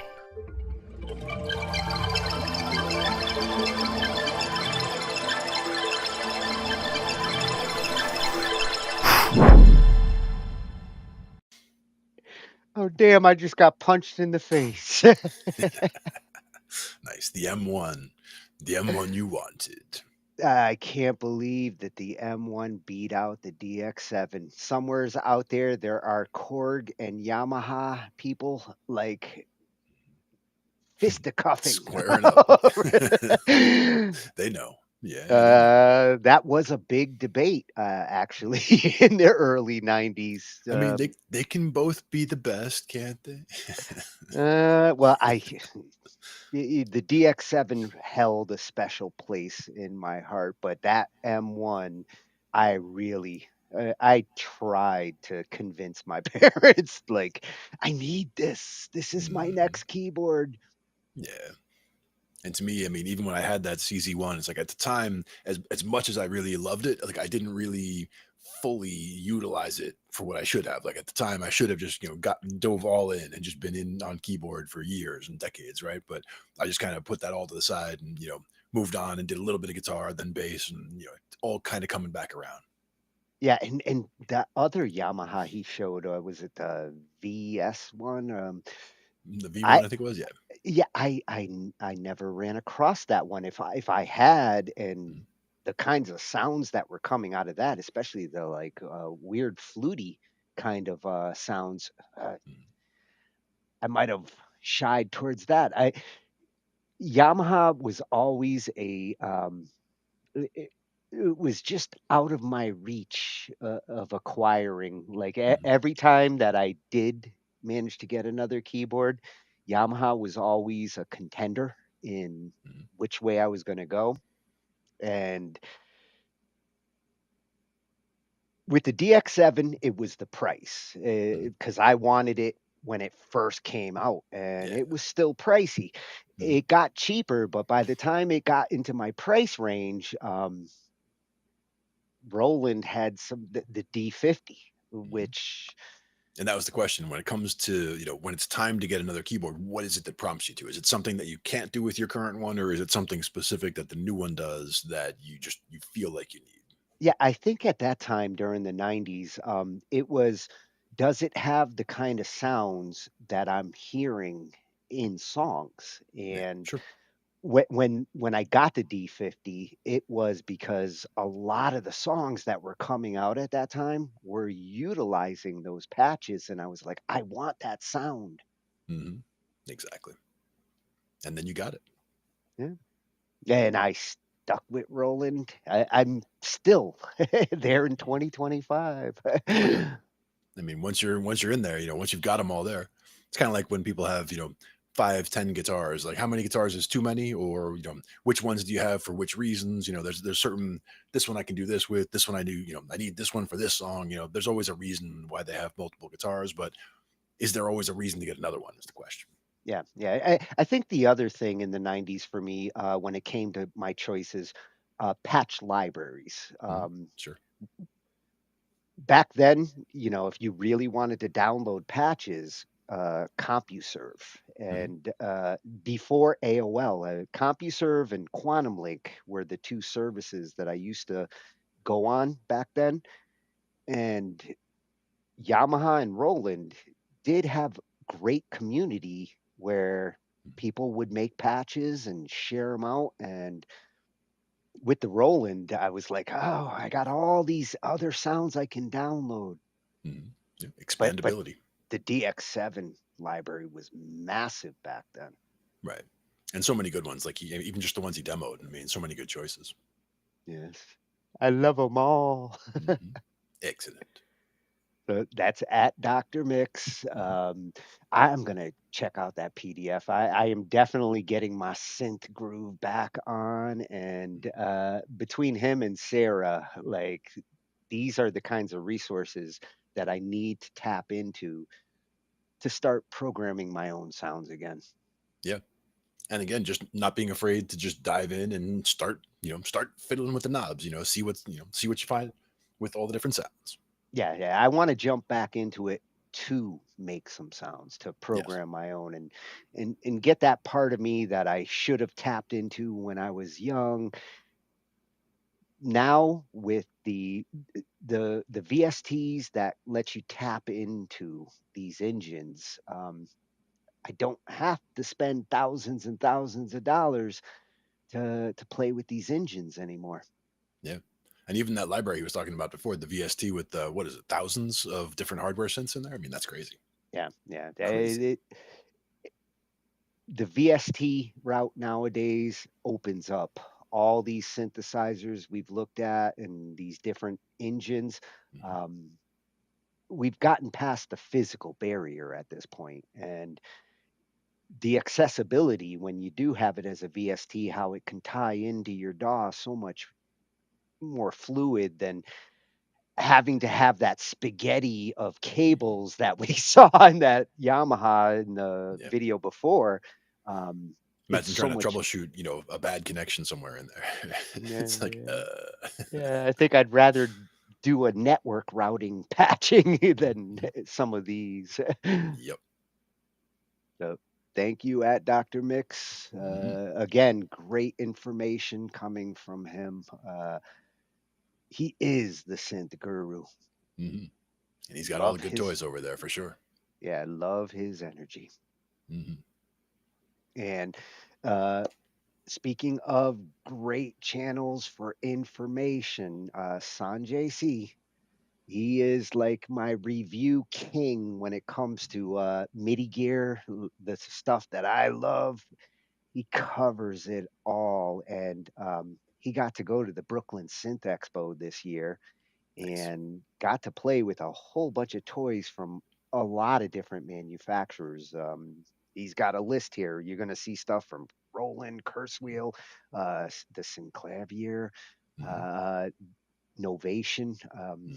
These are heavy hitters in this market, and uh, I'm curious what piqued his curiosity in a room full of toys. Hmm. Exactly. And this one's coming from at Sanjay C over on YouTube. Not our first rodeo with him. Like Yep. every once in a while, I got to get my gear on. I see cool new gear pop up in our feed, and he's Hmm. usually the one introducing it to me. Exactly. Checking out all the good stuff. Yeah, and here he's going to be introducing me to a whole bunch of cool new gear coming out in 2025. From Brooklyn. I'm back for the 2025 Brooklyn Synth and Pedal Expo. I'm checking out all the new gear and some crazy stuff too. Let's go. We have the form here. It's a custom Tactive key bed that's formed to work flawlessly with our aftertouch. It's 100% analog. We have the second oscillator. You have two options to also use it as a LFO for modulation. And of course, that iconic Pro 1 layout. The TR-1000 is Roland's latest rhythm creator. It's a drum machine that uses analog voices from the 808 and the 909. It also has a ton of digital drum voices that we spent a few years almost digitally circuit bending to make them do interesting things. So like the basic digital models are from ACB and old legacy Roland stuff, but we're able to bring out new shades and colors with that. It's got a full sampling engine in it as well, with sample slicing, loop support, time stretching. It's basically like the most complete rhythm machine we've made to date. Forsto Electronics, they're from Denmark. They got a step sequencer, the T1, which is a amazing step sequencer. All our knobs are actually encoders. So to keep you going and trigger my chords, my patterns, my arpeggios, do my steps here. And then we got this guy, which I love. This is the S4 sampler. It's a granular sampler, 4 tracks. It has several different modes. The ability to sample off of a disk drive or the internal disk. Tape, which allows you to do like a tape loop, you know what I mean, up to 30 seconds with the internal mic as well. The effects on this are what's crazy. So you can load up one of your samples and have it playing. And then from there, I can go into my pitch effects right there. EQ, filter, cut off. My favorite part right here, the dynamics. Compression, noise, drive, and just keeping the creativity going is what I love about this. This unit does so much. Bit crush too, of course. And then our time-based effects, delay, reverb, make it as huge as possible. Decay up to 1 minute if you want, you know. And then the cool thing is we can run this in bypass mode, so you can just use your effects.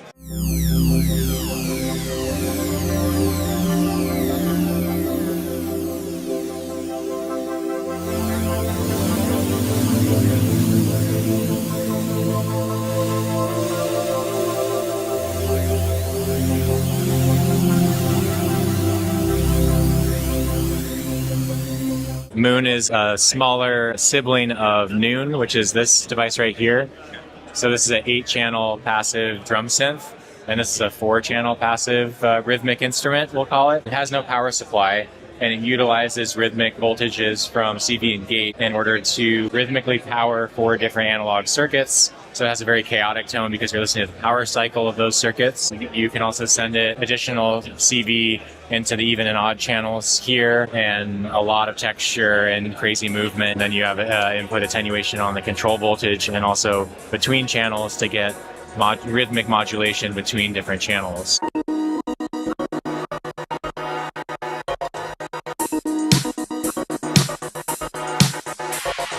So this is a very famous sound that you might recognize from a famous Michael Jackson song. Right? That's the sound we all know and love. Synclavier is a legendary brand. It's been around since the 80s, right? And so what the Synclavier regen is the sound design portion of those systems from the 80s, which did sound design, sequencing, and hard disk recording. This is the sound design portion. Your carrier can either be an additive waveform made up of multiple harmonics. It can be a subtractive synthesis, right? So here's subtractive, here's additive. Right, so there I can come in and add some FM to that. So there's, of course, we also support samples, and then you can re-synthesize those samples into what are called additive synthesis frames, and then start manipulating them. So you could take something that was spoken word, re-synthesize it, and then play that as chords and all kinds of stuff. How you doing? Nigel here from Arturia. We're showcasing our Astrolab. We got a new 61 plus an 88 key as well with the Fatar key bed. We are also offering the flagship Polybrute. our new Mini Freak vocoder and our Micro Freak, and just showing off our Analog Lab Pro, brand new sounds, everything else. Cool thing about this is, you know, every time there's a new V collection, there's a new firmware update, so the Astrolab gets to grow with you. We just demoed this unit too for Mark Ronson, and he loved the unit. So I made a joke too. I told my wife, I'm like, we're never cleaning the keys again. I'm like, wiping them down. This one here was played by Mark Ronson. Yeah, this one right here. I've actually got the video right there. So wow. It's like a museum piece now. Okay, so I have an Astrolab. I'm willing to give you my Astrolab. Just for this one, that Mark, yeah. Yeah, he definitely, there's a video right there. You can catch the video of him doing it. Like, he was freaking out over the sounds. It was just the creativity that we have. And that's the biggest thing with Artsuria is that we want to keep everybody on the unit inspired, constantly inspired, but the sound quality is what we're big on. All right, there's not only synths at this expo, but you've got a ton of pedals. There's 2 rooms of pedals right here. You got everything from fuzz to reverbs to delays to everything, and lots of companies that do special, unique, really unique stuff. So a lot to check out here. The crowds are kind of bigger this year, so I've come after hours to get some content for you guys. Let's go. So I'm here representing Soma Labs, and today we're showing off the Flux. This is an instrument that you play without touching, but by using magnets that we call bows, depending on the positioning of the magnet along the board here. Does it have sounds built in? This does have sounds built in, but we'll soon be releasing this breakout box that allows you to control other synths with it via MIDI or CV control. Awesome. Okay, and you have something else here that is really cool. So this over here is called the Terra. It's an instrument that gives you 12 notes on this side and 4 modulators on this side. You can set any of the note pads to any note, microtonal scales, drums, polyphonic synths, solos, basses. It does have MIDI out as well, yes, so you can control other instruments with it, and it supports MPE. All right, I'm here looking at the Daydreamer synth with Jonathan. Jonathan, what's this all about? The whole goal of this project was accessibility for education, to get everyone to have a polyphonic analog synth in their hands. So you got six oscillators here. You can select how many oscillators per voice, mono or poly mode. Each of the oscillators has their own VCA. They all share a filter, and then you got a PT2399 delay here. And you got features like LFO, glide / portamento, some MIDI controls, a little bit of noise added in there. So all your basic features for analog polyphonic synth. And you're selling this on your website right now for $299? This is the brand new Launch Control XL3. So we have 24 endless encoders, so we can, twist the encoder endlessly. 8 faders here, and then 15 different custom modes. So here we have this hooked up to Ableton Live, and we can control our effects and everything. But we can also use this to control hardware directly because there is 5-pin MIDI DIN on the back. Whether you perform live or you're producing in the box, it's super handy to have. I was using this plugin that has like 12 faders on it that layer different instruments. And I was like, where am I gonna have like enough faders to actually start to control this instrument? I was like, wait a second, I've got the launch control. And you can actually daisy chain a couple of these together. I believe up to 8 of these. So you can add an extra one of these and have 16 faders. Oh my gosh. All right, I need to get another one of those.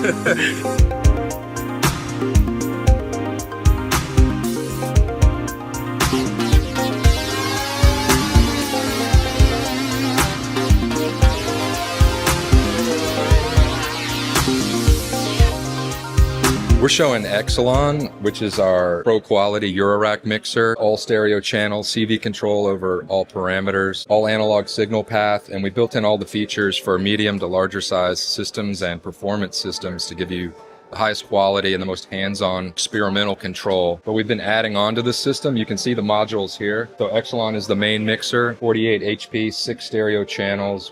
This company's called Synthrise, and what are you guys showing here? These are all adjustable desktop synth stands. They adjust in every direction, super solid and stable, and they fit pretty much every desktop synth you can imagine. This is our gear rail, so it uses the same hooks that all of our other stands use. So these are very strong injection molded hooks with rubber trim, and they can be moved and repositioned and flipped, so you can fine tune it to fit your gear.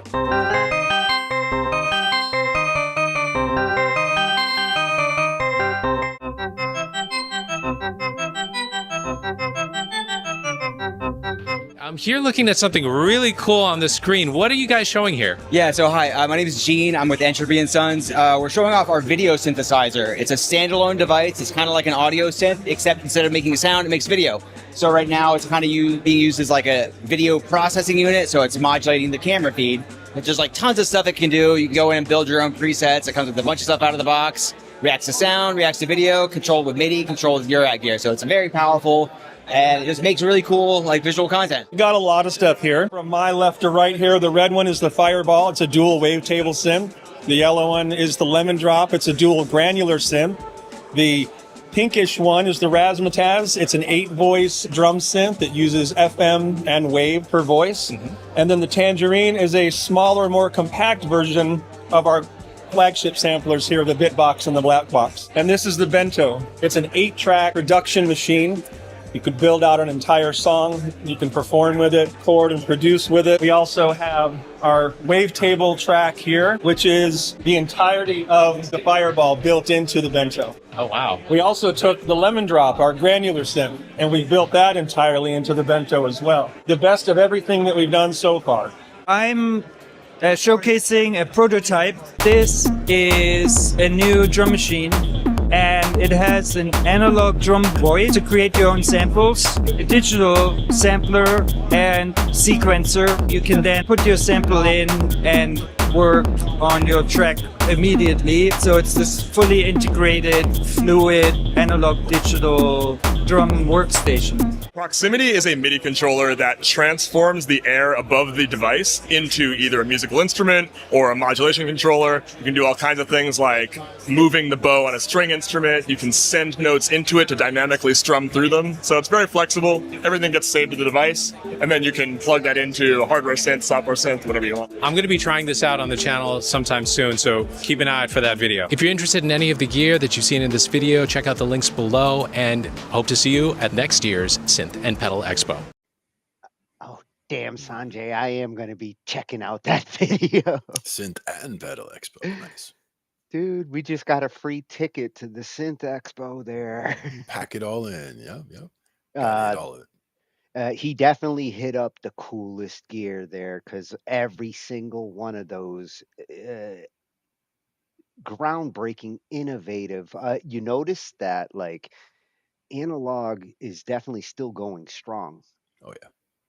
And that's the thing is, I mean, as much as digital is good, there is always still that warmth. I mean, there's different things that people would say about analog versus digital, but it's just that it shouldn't be a one versus the other thing. It should just be they each have their place, right? Well, I like how some of these manufacturers are blending the best of the analog and digital together like this. Yeah. What did you think of that magnetic like that. instrument? That's wild. It's kind of basically taking the same concept that you work with an electric guitar, where you have the string vibrating above the pickups that are magnetic, and it's that interaction between the vibrating string and the magnet that's doing the job. In this case, they just have the pickups and a solid magnet that's in your hand, and it's probably a similar concept there as far as what it's reacting to. Yeah, very interesting approaches they're taking to new controllers, new approaches to making sound. I thought I felt like it was like taking the theremin approach, like Yeah. but with magnets. Yeah, exactly. And that's kind of what it's all about. Like the idea there also is that it's changing kind of the idea is changing the pickup height, where if you had on a guitar, if you're holding a note down, like it's always going to be that same height to the pickup, and it's going to give you that same amount of volume. But if you're holding a magnet in your hand, by going up and down, you can more directly control the amount of signal you're giving at that point. Yeah, and I love to see some of these manufacturers like Kurzweil, the Synclavier. Yep. They have a history in synth, and it's awesome to see them still going Oh yeah, strong. for sure. Definitely. I like it.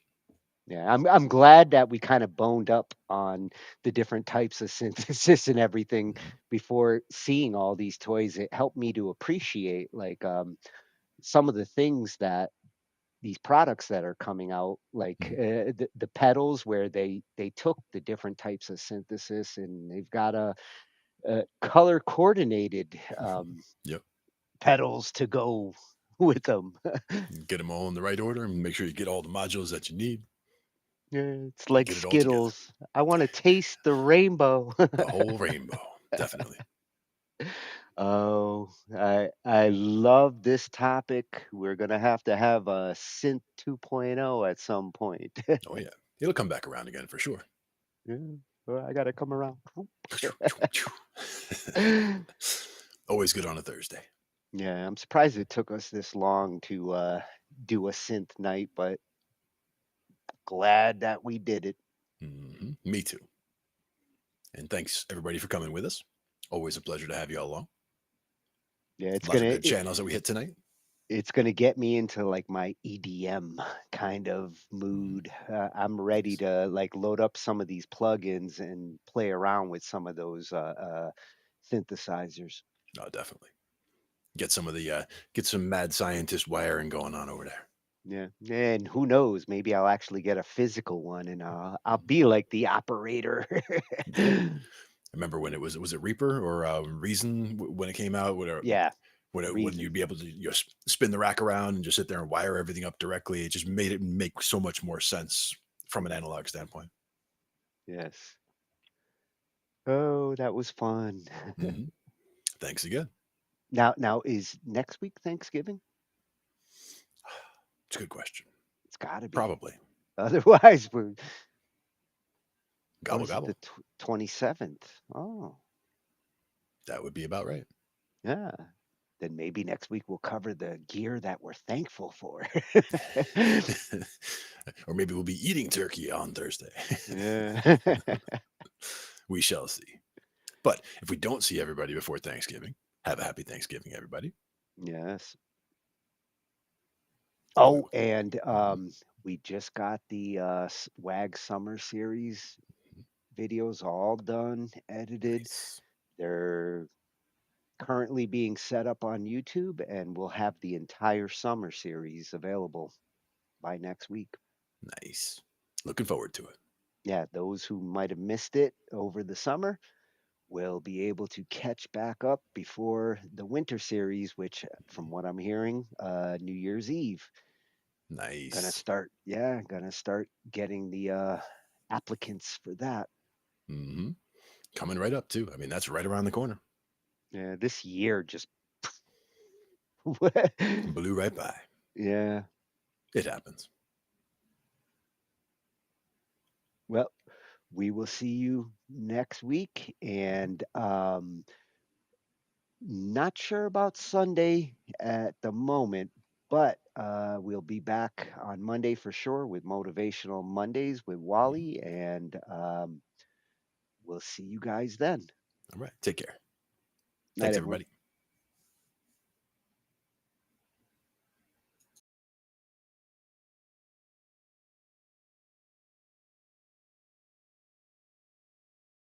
We cover digital audio workstations and music tools. We explore theory, gear at 82. How to arrange, compose, and the art of arranging. Taking a look at AI and how the times have changed. On a PC or a Mac and even with a mobile device, we'll be talking about it all every Thursday night. From software to plugins and synths that entice. Dive deep into tech and let creativity take flight. Talkin IT. We're talking IT. Come and join in and have some fun. It's highly educational with a lot to learn. From bedroom producers to seasoned pros, we're breaking it down so knowledge grows. Whether you're a DJ or a beat making wizard, we got the tips and tricks to make your sound sizzle. Mixing and mastering, that's our jam. With the tutorials and tips on how much rev. Get the best quality from your setup and gear. Tune in every week and lend us your ear. We're talking IT. Come and join in and have some fun. It's highly educational with a lot to learn.